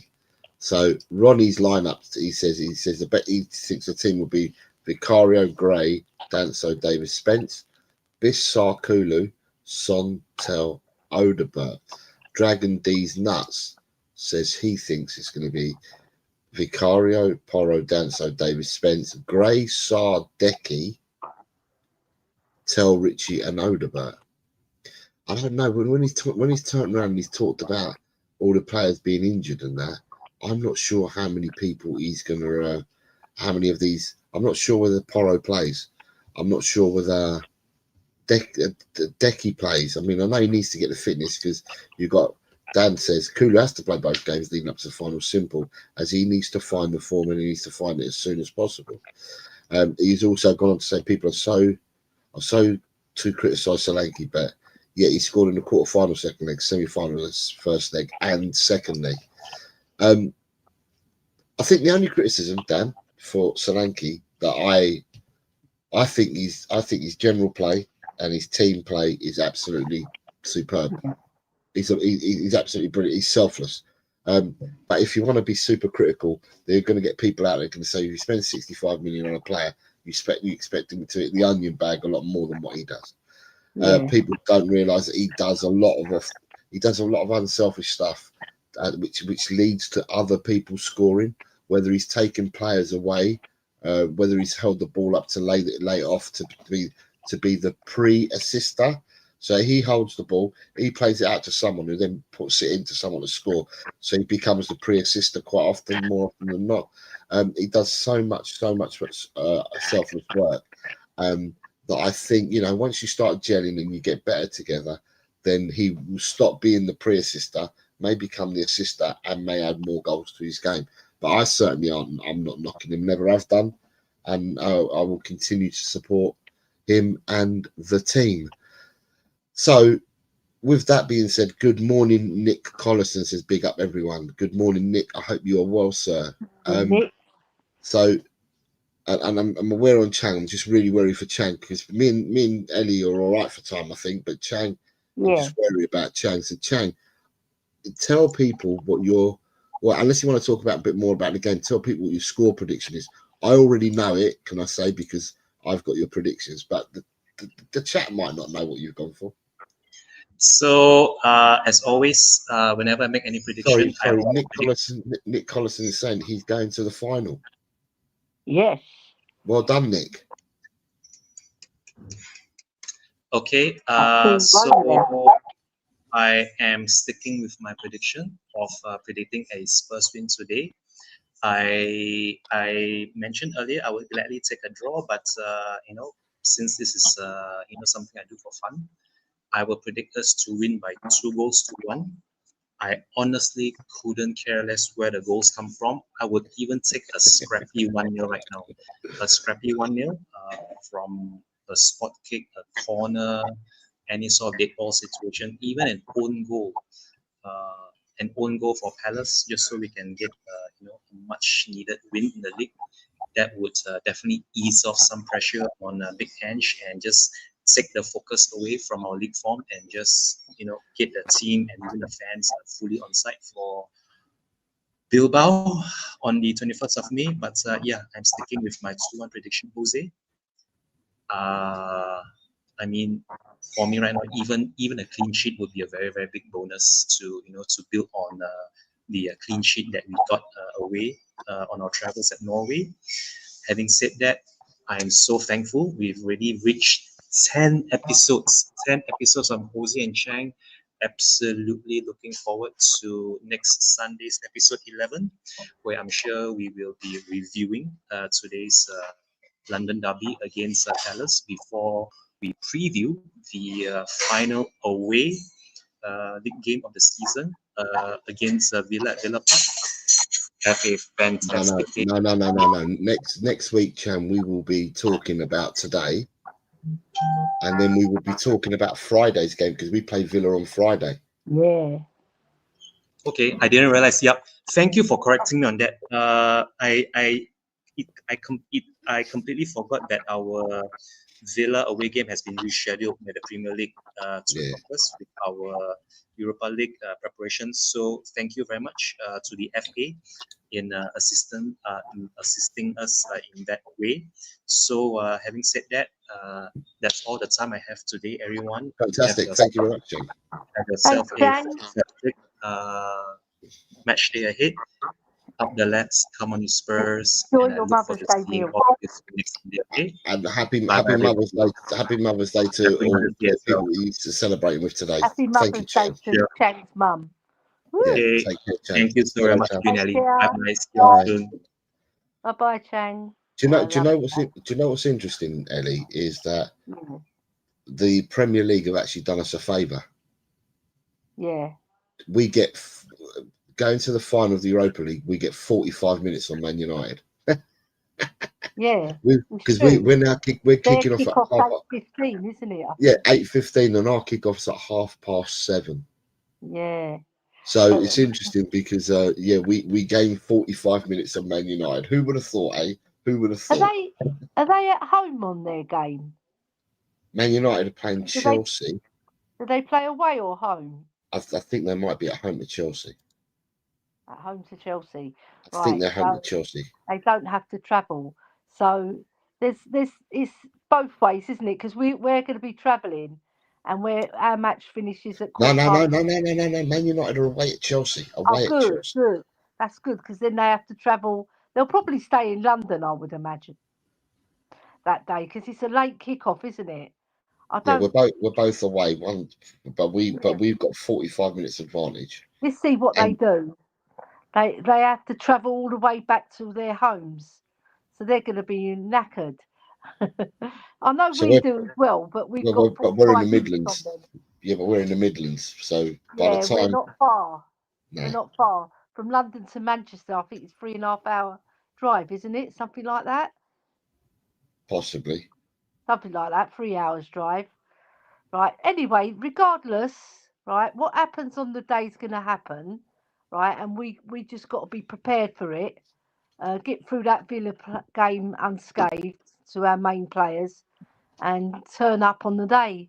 Because when we played Liverpool in the Champions League final, that flipping handball took us off our perch because we were all on the high, all the fans, everybody. And then just Liverpool changed their whole game plan because of it. So I just want to get to the final and win it, Jose. Come on. With the lineups today. Yeah. You're going today as well, aren't you, to the match? I'm not going to go today, no. Oh, you're not? I thought you said in the chat that you were going. Okay, yeah, right. I was, but I'm not going now. So with the match today, what do you see as the lineups being today? What do you think Tottenham will go with today? I reckon they'll still play Vic in goal. Okay. Because with goalies, you've got to keep your flexibility going.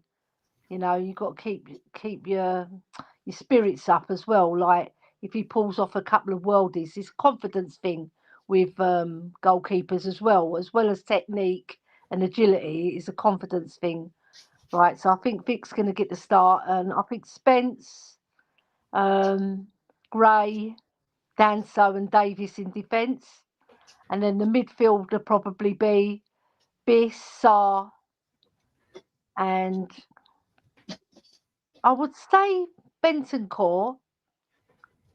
I would say he'll change Kulu for Sarr, and then rest Kulu, and bring him on later on in the match, not start him. Probably if the game's going well, or if it's not going so well, we probably will see 20 minutes at the end, 25 minutes of Kulu, and then up top, I don't think he'll start with Sonny. I think he'll start with. No, actually, yeah, I think he'll start with Sonny. Sorry, it'll be Sonny as a striker, Tel on the left, and Odebear on the right. Yeah. Right, because I'm just Dan's just put a comment in it. Dan, I've not talked anything about Ange. I've not said anything about Ange at all. So Dan says, I'll be real, Jose. Any Ange talk I'm putting to the side until after the 21st of May. Sometimes you have to think there's a time and a place, and right before our first Europa League final in 41 years, there's no place. I've not spoken about Ange at all, mate. So I understand what you're saying, and I concur with you, and I've not spoken about him at all. And none of my banners have been about him. I've not spoken about him at all. No. Where is it? But just because you commented, Dan, I'm trying to find where I've got to give it back to you, Dan. I told you on Thursday Friday. I said I'd done a bit of looking up and stuff like that. So I've got to bring that banner back up. Not the banner, but my chat that I put in earlier. There you What go. Dan is it? Danny or Dan? Dan 90. Oh. Dan Coys. Dan. Oh, Dan. Right. Yeah. So Dan, that's for you. I'm just putting that up for you, Dan, because those that are above and below me are getting absolutely smashed out of sight by me this week so far. Thank you to the bonus games. Thank you to the bonus games. That's all I've got to say. I don't know if people have jotted down my predictions, you'll know how many points I've got over the predictions of those above and just below me. I've had a really, really good week. At the moment, I'm leading out of everybody. I'm leading at the moment. At the moment, I'm leading. That could change. How far are you off the top, Jose? I haven't bothered looking at that. I'm just looking at this week only at the moment. Yeah. At the moment, I'm looking at this week. But Ellie, let me see where Ellie's at. Ellie, you haven't hit double figures yet. I haven't hit double figures. Right, not yet, but you got 5 games to go. Yeah. Right. You're not far from double figures, but I'm well into double figures. Yeah, I'm not far from the 20 figure. Nice. So you must be 18 or 19. No, I'm not saying I've had a good week. But what I will say at the moment, for people, at the moment, it'll be a lot higher than this because there's still 5 games to go. But at the moment, the average is 8.46. Yeah. Is the average. But this is a bit like last week. There was a lot. The average was like really mad. There was some people in double figures and some people that hadn't got past the average. So we'll wait and see. But anyway, going back to the game today, with regards to what he said in his conference yesterday, sometimes you can't read too much into what is said in conferences, can you, Eddie? Because he's talking about everybody being sore after the game on Thursday night. And if you took it on face value, his words that he said in his interview, you'd expect the whole first 11 to be changed. But that may not be the case. It might be that the majority of them get changed. Because as I said earlier, for me, the biggest concern for me is if you are going to rotate, then we haven't got no rotation in midfield because we've lost 2 of our midfielders. So that leaves us with 4 midfielders. Yeah. And if you want to save them for the final and you don't want to risk injury, because normally we play with 3 midfielders, don't we, Ellie? Yeah. And if we've got 4 players and 3 can play, if any of them get injured, we're really royally screwed for Man United, aren't we? Yeah, I know. That's the risk. He's got to balance it, hasn't he? He's got to play the balancing act. Maybe give the ones who are a little bit more sore, put them on the bench, but bring them on later just to get the minutes in the legs. Because you don't want them to not be match fit. Because you can easily lose match fitness. I played in midfield, so I know a little bit about. I was a cam like Madison. But when you're a defensive midfielder, you've got to do a lot more running, right? Because you're doing a lot of the defensive work and tracking back. Whereas as a cam, you don't really do that so much. So I think he will give them minutes, but later on in the match, just to get them going. And then Villa, it's going to be one of those ones where do you risk them at the beginning or do you risk them just at the end? I think he'll play it safe. I think 20, 30 minutes towards the end of the matches, I think we'll see him coming on. But the thing is, the way that I look at it, and I don't get paid the big bucks, by the way. So, contrary to popular belief, I don't get paid the big bucks to make these decisions. But to me, it's just weird because you've got to keep these players ticking over, right? Yeah. But then we don't know how they're affected by Thursday.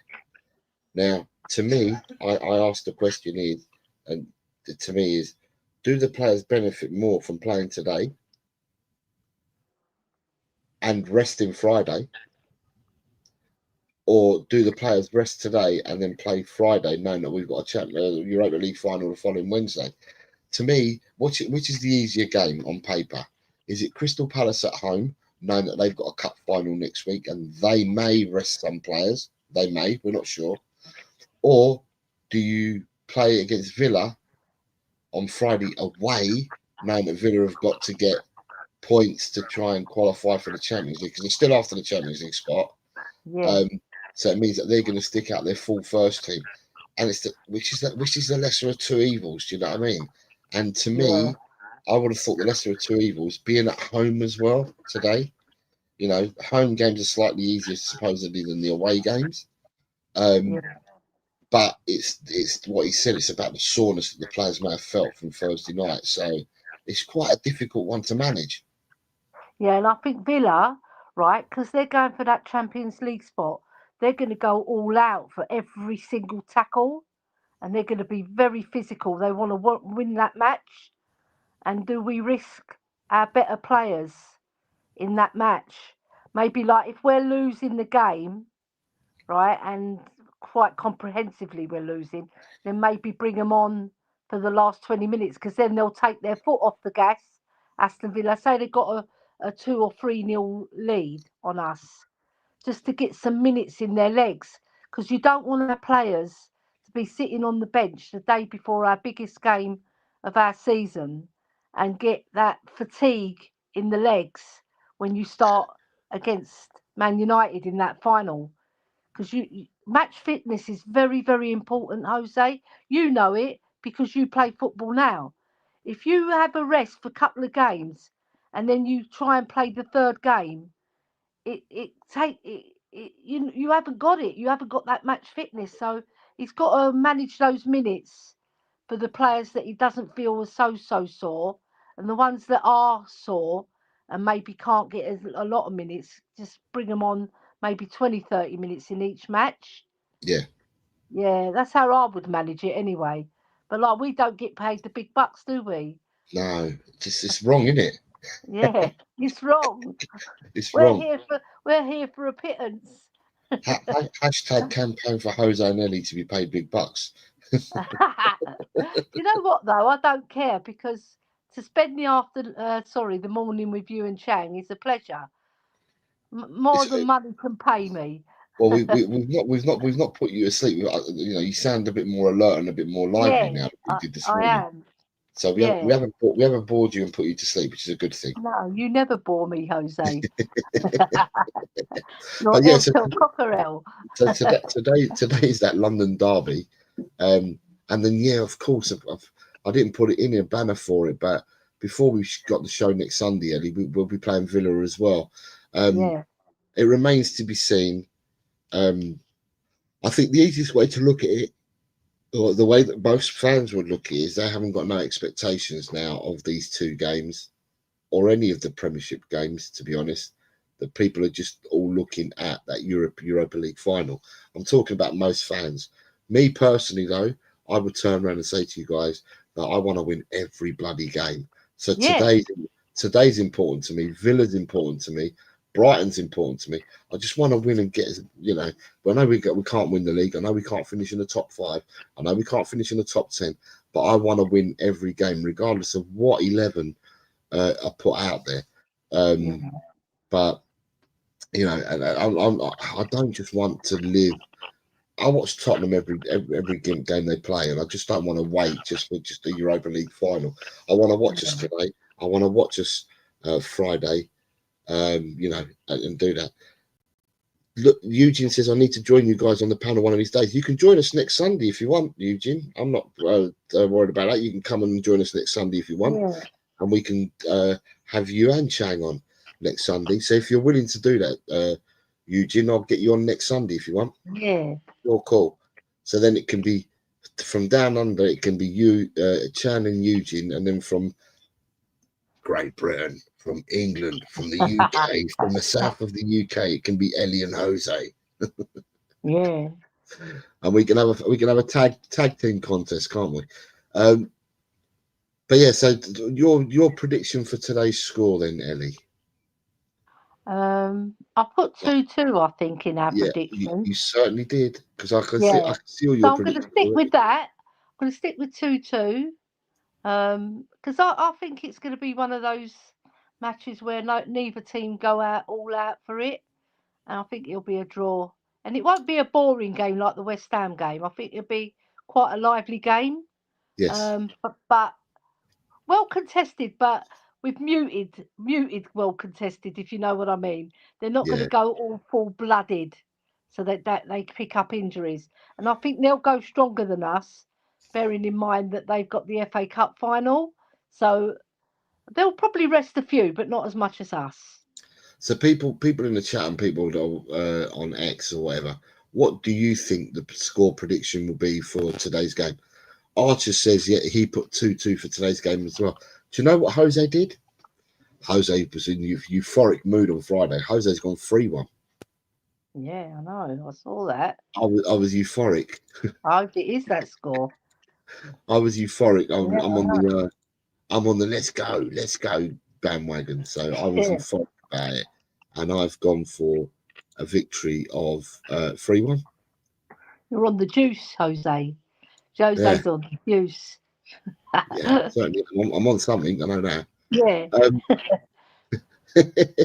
Right. Paige is saying 1-2 to Palace is what Paige has gone for. Okay, Paige. We'll Anyone else want to come in with this? A lot of you people that do my predictions, I know what you've got. It's just the ones that don't do the predictions that I wouldn't have the scores for. You will let. Okay, yeah, no worries, Eugene. You let Chan know. Shemtan says it's going to be either 2-2 or 7-7. Not sure which way to go. Right, I'm going to check Shemtan's score. Shemtan, I've got your score. And can I say, Eva Man's here. Good morning, good evening, good afternoon to Eva Man. Where is Shemtan? Shemtan's gone for the same as you, Ellie. I don't know who copied who, but it's a 2-all draw for Shemtan as well. Yeah, great minds think alike. It's a 2-all draw for Shemtan as well. So today, we've got the small matter of Newcastle, Chelsea, Man United, West Ham, Forest, Leicester, Tottenham versus the South Londoners, and Liverpool versus the South East Londoners. So it's Man City did Arsenal no favour. Well, they did do Arsenal a favour yesterday, but I've not seen the highlights of it. But I've seen Ruben Diaz's interview after the game. Right. And Ruben Diaz turned around and said, I've never seen anything like it. A team that doesn't come out to play, doesn't come out to win, and just comes out to defend and doesn't play the game of football. Southampton. Yeah, but because they drew 0-0, and I'm just thinking to myself, really? You're a professional player, right? You can see where Southampton are in the league. You can see that they don't want the infamy of having the worst Premiership record, which they would time with Derby. Now that they've got that point, Derby still hold the worst record for a Premiership, and Man City with all their blazing big guns, the works. And that, if you can't turn over Southampton and you can't make your dominance and your shot count, then why blame the other team? You can only blame yourselves. Yeah, and Ruben Diaz, a lot of This is straight to Ruben Diaz now. I'm talking to him, right? A lot of teams park the bus against you lot, so you should be able to manage that. And Southampton have had a torrid season. You should have battered them, but you didn't. So don't come out with all that rubbish about they park the bus, because I think 75% of the teams do that against you. So you should have found a way to win. And that's why you're not champions this season. With comments like that, Ruben Diaz. Adrian has given us his score. Down, Adrian has given his score. He says it's 2-0 to Tottenham today, but he's put that in his predictions. And Giddy Haps, good morning to you, Giddy Haps, says Jack and Dave is in London. Are they? Yeah, Jack and Dave. What, the Irish Hotspur? Yeah. Nice. I think that's what he's referring to. Jack and Dave is in London. I didn't realise that they were in London. Yeah, well, that's really good. Okay. And then Paige says, Ruben Diaz, dude, your team should do better. Simple as. Shem Tam has piped in as well. Look at that. Ruben Diaz is an idiot. How about complaining about only having one shot on target in the first half? Yeah. Archer says, I didn't see the game, but the stats says Man City had 26 shots on goal. Yeah, I haven't. I recorded Match of the Day. I haven't watched it yet, but like I said, I'm aware of some of the comments that are coming out from interviews through other people, and I'm just like, really, you know, at the end of the day, you should be going and turning them over, so to speak. By saying that, looking at the league table though, it's really. It's they are in second, isn't it? Even Man says, yeah, they are in London. They were there yesterday. Dave and Jack were going in the number 8 pub. Seals Diamond is calling it for a 1-1 draw today. Yeah, they're both in London. They did a show yesterday with Dermatron. It was so amazing to see them together in the same room. So Dermot's in London as well. Yeah, they came down before, all three of them. Yeah, they shared the room. I remember Dermot said he couldn't sleep, and then when he did sleep, he was snoring too loud. He said. You have so looking at the league table, the only team that's played 36. Right, Aston Villa, right, have definitely finished in the top 7. The score yesterday. The win yesterday means that Brentford can't catch them, and neither can Brighton. So the top 7. So Nottingham Forest need a point to secure top 7. Apparently, the top 7 gets Europe next season. Right? Yeah. So you've got Liverpool on 82. Okay, they're champions. They're not really cool. Arsenal on 67. Man City have played a game more now on 65. Newcastle and Chelsea are both on 63 and yet to play today. Villa are on 63 and Forest are playing today and are on 61. You'd like to think Forest beat Leicester today, would you have thought, Ellie? Yeah, I would. Yeah, they should really win at least 2 clear goals. So that will take Forest above Aston Villa, and it could also take Forest into the top 5, all dependent on Newcastle play Chelsea today, don't they? And they're both on 63. So if that was a draw, then Chelsea and Newcastle will remain 4th and 5th, even with a Forest win. If one of them loses, then Forest jump into 5th place because of their goal. I hope Forest qualify. They deserve it. Oh, Jose, what I wanted to ask you before I forget. So Man City are going to get a Champions League spot for sure, right? So it's not for sure. Well, they probably will say, right? If Forest win today, they're a point behind Manchester City, and if either Newcastle or Chelsea, if either of them win today, they go above Man City. But it's going to be draw. But it's going to be top 6 for UEFA Champions League, isn't it? No, it's the top 5. Top 5. I thought because there's an English final in the Europa that there's an extra spot. No. So the Europa League winners get that spot, not the league table. Oh, okay, right. Okay, so it's top 5. If Tottenham win the Europa League, Tottenham going to the Champions League. Yeah. All right, but say Man City get the Champions League spot, for argument's sake. Yeah. Do Palace then go into Europa Cup? No. Still? They don't. No. So they have to win it. They have to win Yes. it to get the Yes. Europa. If they lose, they don't get the spot. They don't get the spot. No, they haven't So done what it. does that go? Does that go to Yeah. another league position then? Right. What happens? Because Palace won't get it.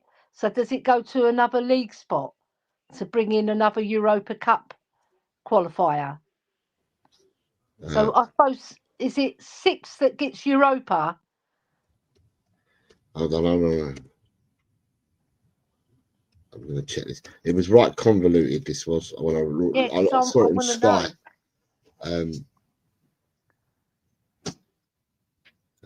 Here we go. So, Adrian is still going on about Man City's independent charges. They've got off it. I keep telling you. Right. Let me have a look.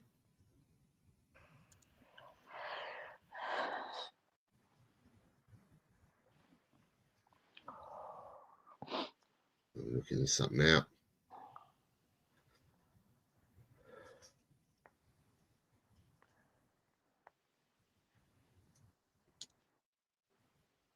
it'd be good if the 6th spot goes to Europa, 7th spot will go to Europa, I presume, or maybe to conference, like it normally does. Right. Is it if Palace win the FA Cup? No, it's not that one. If Palace don't win it, what happens? How the Premier League could have 11 teams in Europe next season, right? This is just how mad it is, right. Here we go. I'm going to give it to you now, right? Yeah. This is when there was 7 game weeks left, but there's less. With just 3 weeks game left in the Premier League season, there is still a chance 11 teams could qualify for the Euro League season. England would normally receive 4 Champions League places, 2 for the Europa League and 1 for the Conference League playoff, a total of 7 teams in the big European competitions. But the extra Champions League place for next season has now been secured after Arsenal's win against Real Madrid. So the top 5 go to the Champions League, yeah? Yeah. Right. There are also additional places for the winners of the Champions League and the Europa League, if not already qualified through the league. So, because Man United and Tottenham aren't qualifying through the league, there will be 6 teams in the Champions League next season. So it will be the top 5 and one of either Tottenham or Man United. It's going to be Tottenham, right? That means that means 7 English teams could be in the Champions League next season. Well, they can't because no one won the Champions League. No. Right, so the only way that would have happened is if, say, Aston Villa hadn't qualified through the top 5, but they won the Champions League. That would mean that England would have got 7 teams in there. So it's 6. Yeah. So it's the top 5 and the winners of the Europa League, right? Yeah. Right. That's 6. So the 7th spot. Yeah, so I'm going to go Europa League, won't it? So hold on. The next side down the league table goes into the Europa League with the FA victors. So the team that finishes 6th and the FA Cup winners go into the Europa League, right? If the winner has already qualified for England's 2nd Europa League spot, would fall to the next team in the table. For that reason, Crystal Palace are likely the team that would benefit from winning the FA Cup from all the semi-finalists. So you've got to win the FA Cup. Yeah. Right? So at the moment, the way that I see things, hold on. Newcastle secured the Conference League spot with their Carabao Cup win, but could upgrade to the Champions League or the Europa League through their league position. They are currently 5th, or they're not. That would see the Carabao winners' place transferred to the leading team in the league, not already qualified for the Champions League or the Europa League.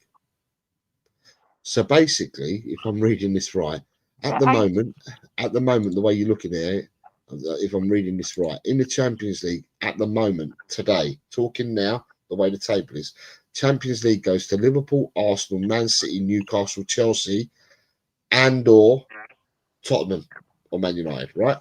Yeah. The Europa League then goes to, as we're talking at the moment, it goes to Aston Villa. Yeah. Right? And then the winners of the FA Cup. But So Man if City- Man City have already won the FA Cup, then that would mean at the moment, the way things look, Nottingham Forest would get into the Europa League. yeah, All right. And then because Newcastle have already won the Carabao Cup, and you've got Newcastle qualifying for one of the two cups above the Conference League, the yeah. Conference League's place would go to Brentford as things stand at the moment. The So as eighth things, spot, isn't it? sorry, Eighth in the league then. 8th in the league, Yeah, unless Palace win it. If Palace win it, then it would be Aston Villa and Palace that go into the Europa, and then Nottingham Forest would be the team that goes into the Conference League. Yes. That makes sense? Yeah, it does make sense. Well done, Jose. Fantastic. So then you've got just a harmless It's not potato. complicated when you say it like that. It's quite simple. Yeah, but I had to read it all out first. Yeah, but it's well explained. That's what I'm Just a saying. harmless potato says hello, big up Jose and guest. It's not a guest, it's Ellie Spud. It's Ellie. Our Yeah. Ellie. She's in black. She's incognito today. Yeah. And the Wiz says, what if Chelsea don't finish top 5 but win the conference? If you win the Conference League, right, and you haven't qualified, you go into the Europa League next season. Yeah. So if Chelsea finish 6th, they'd still qualify for the Europa League anyway. Yeah. Through the position or through the cup. I mean, to me, I'm just reading out what it says, right? I'd just rather wait for the season to end. All I know, Tottenham win the Europa League, we're in the Champions League next season. That's the only thing that I'm looking at. Just a harmless potato says, big up Her Majesty Queen Ellie Hoiberg. Interesting that. Just a harmless potato hasn't used Kulusevski. It's just interesting, that's what I'm saying. And Lee says, does that mean the further league place in Europa? With, as I just said, mate, we just have to wait and see what happens. I haven't got a clue what's happening tomorrow, let alone what's going to happen after these league placings are all sorted out. But there we are. Ellie, we've reached the end of the show, Yeah. I think. Well, where can people find you, Ellie? In WhatsApp groups here, on Twitter, I've got my Queen Ellie Hoybeer, and I've got my Spurs ladies everywhere we go as well. Yeah. So I've got Spurs Are My Passion on Twitter, and then it's got Queen Ellie 30 because I was Bentoncourt then, because Ange decided to move on my beloved Hoybier to Marseille, and he's going to be playing Champions League football next season.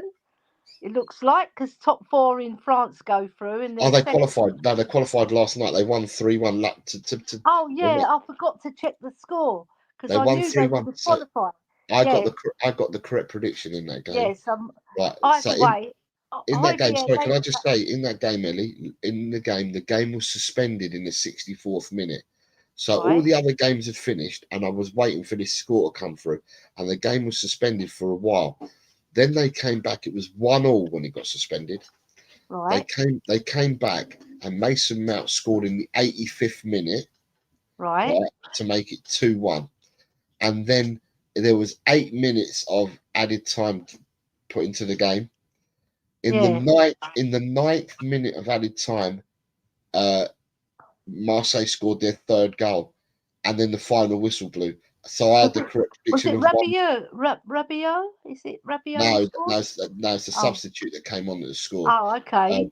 So that meant it was 1-3, which meant that I got the correct score line. It was the only one I was waiting for last night, i.e. the last one I had to update, and they scored in the last minute to give me my 3-1 prediction. So just a spoiler, I got the Angers Strasbourg correct. I got the Le Havre Marseille correct. I got the Monaco Lyon game correct, and I got the Union Berlin versus Heidenheim correct. That's just letting you know that I got 4 greens, people, and that's not including all my oranges. They beat. Oh, okay. I'm looking at the wrong one. I'm looking at 10th of May. So they beat Le Havre, who are the bottom team, aren't they? Yeah, they beat Le Havre 1-1. It was 1-3 that game. Yeah.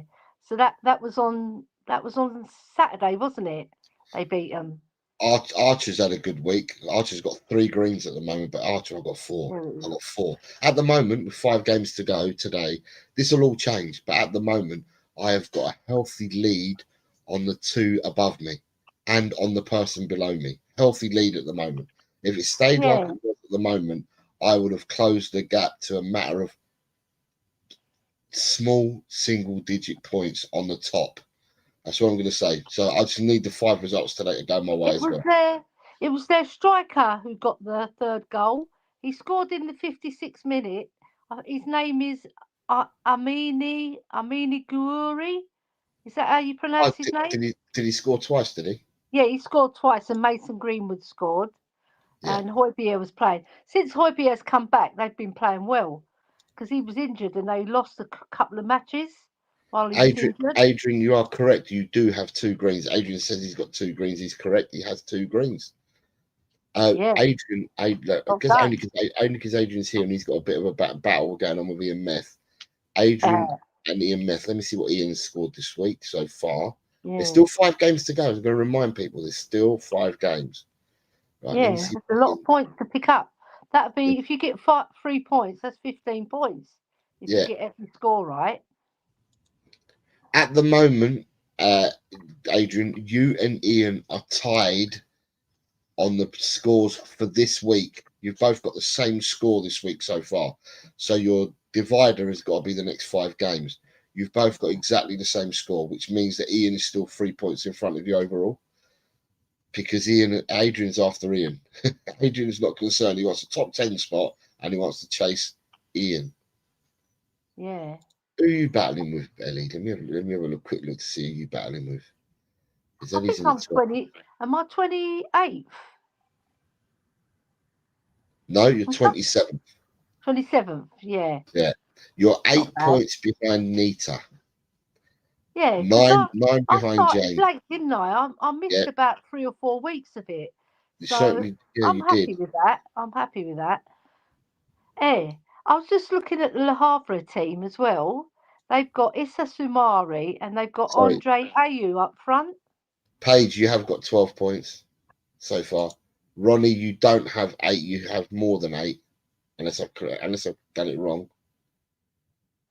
No, you have more than 8. Ronnie, give yourself another point, mate. You've got 9 at the moment.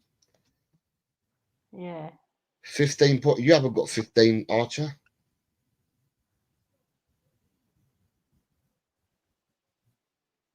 Archer, you've given yourself a point too many, mate.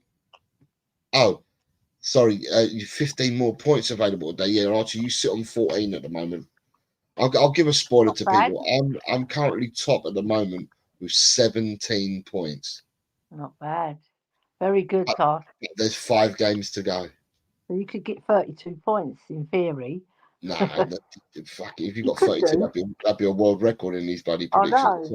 I know. World record. But if anyone fancies playing it, you're more than welcome to do so. Just leave them on Thursday's stream, which was week 36 predictions. I'm going to call it. It was week 36 predictions. There's 5 games left if people want to do them. But anyway, enough about predictions. Yeah, so I was going to say, Ellie was downgrading herself because when I said, Ellie, where can you be found? I'm going to be kind. I'm going to say she can be fucking found everywhere. Because you're on TikTok-y as well, aren't you? Yeah, I'm on TikTok. I forgot about it. Yeah, and I'm on Instagram as well. I like TikTok. As well. There you go. Look, she's down with she's down with the cool youth. She's on Insta as well. Yeah, I've been on Insta for longer than TikTok, but TikTok, I like it because you can create a few videos, and I've done quite a few for the Champions League, and I posted them out on the WhatsApp groups. I like putting music to it and some graphics. Yeah, so I like that because it's fun. Yeah. Obviously I've got my Højbjerg one there still, but I don't put it out anymore. It annoys people. I like to annoy Saba. I like to annoy Saba with my Højbjerg stuff. Last night we were having a good banter up to 1 o'clock in the morning, and then he decided to go to bed. And well, he said he was going to bed, but then he came back and posted a few other things. So he doesn't sleep like me. We're like night owls. You fucking Greeks. You fucking Greeks don't like your sleep. No, we don't go to sleep. Oh my god. But yeah, so I was going to say you downplayed yourself, Eddie, because I know that you can be found here, there, and everywhere. When you were saying, Yeah. I'm on X and I'm on blah blah, I'm thinking to myself, hold And on, on Facebook. she's there. You go. Look, there we go. Look, see how the list continues. You know when you're giving out awards to someone, you say, yeah, I've got the MBE, CBE. She carries on and on and on and on. It's like Aristotle, Yeah. on and on and on and on. If anybody wants to subscribe to my Twitter account, I'll appreciate that. So it's Spurs are my passion, and the hook is at Queen Ellie. I think it's just Ellie Hoybeer 30. I didn't put the Queen on there because I don't want to be Queen everywhere I go. I've got to be just plain Ellie sometimes. I like everybody because Phil P, he calls me Her Majesty. He makes me laugh. He's a funny guy. And he got hammers. Tony's here, says good morning, Jose and Eddie. Hope you're enjoying this glorious morning. The weather's good. Not been out yet, Tony, in it, but yeah, the weather's good. Yeah, it is. It's nice. I can see I'm upstairs in my spare bedroom, and I can see my sycamore tree, and it's really blowing. So it must have quite a lot of wind out there too. But it looks sunshine. It's sunshiny. Yeah, I'm looking out at my garden. I can't see anything blowing at the moment. Tony, you're playing away at Man U today. What's the score going to be, mate? Give us a score before we shoot off. What's your score for today? Man U versus West Ham. I don't even know whether Man United are resting all their players, but imagine that, Tony. You played against the second team, Tottenham. You played against Tottenham's second team last week. You might be playing Man United's second team this week. What's your score going to be? You should get at least a draw. 2-2 is predicted in the West Ham game. Okay, fair enough. Do you know what West Ham's game stands out for me when they played Man United? When Paolo Di Canio scored that goal and he went crazy. Do you remember? Yeah, the half bicycle. Yeah, the half volley type thing where he went in like a kangaroo and went. And when they ruined their season, I think they drew the game, but Man United needed to win it, and West Ham got the goal, and it stopped them from winning the league. Well done, West Ham. Do it for the Londoners.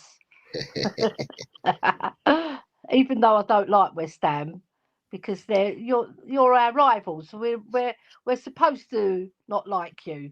I'm not going to say the H word because I don't like that word. But yeah, there you go. Well, guys, listen, thank you very much, everyone, for watching us today. I thank everyone in the chat. We'll be back for episode 11 next Sunday. What I ask you to do is hit the like button on your way out, but also comment. I'm going to play the intro as the outro again, and give me your comments and tell me what you think of it. We're finally not getting YouTube strikes, which is brilliant. So we're not being told that we've copyrighted anything from the Premier League or anything like that. So let me know what you think of this. So take care, everyone, and it's come on, you Spurs. Come on, you Spurs, on our way to Bilbao. We shall not be moved. Come on. Tel Cockerel. He's just a true guy. You'll have a true time. Tel Cockerel. Leave your troubles at the door. You know the game, you know the score. We're here to have fun, so holster that gun and read the writing on the wall. The predictions leak, done every week. It just goes on and on and on and on and on and on and on and on. Why do I always get it wrong? Tel Cockerel. He's just a chill guy. You'll have a chill time. Tel Cockerel. Jose gets himself around.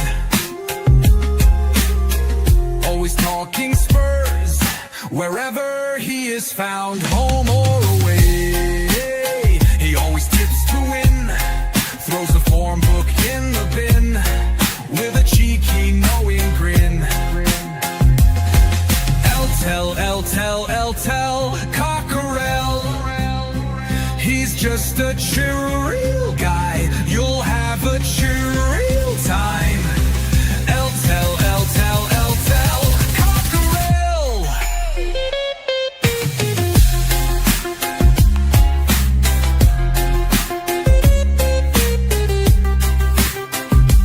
The Predictions League, done every week.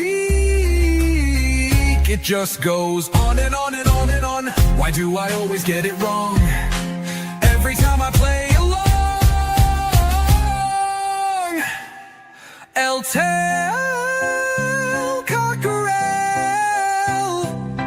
The show is so chilled, your time is well filled. If you want good friendly chat, then here's where it's at. Tel Cockerel.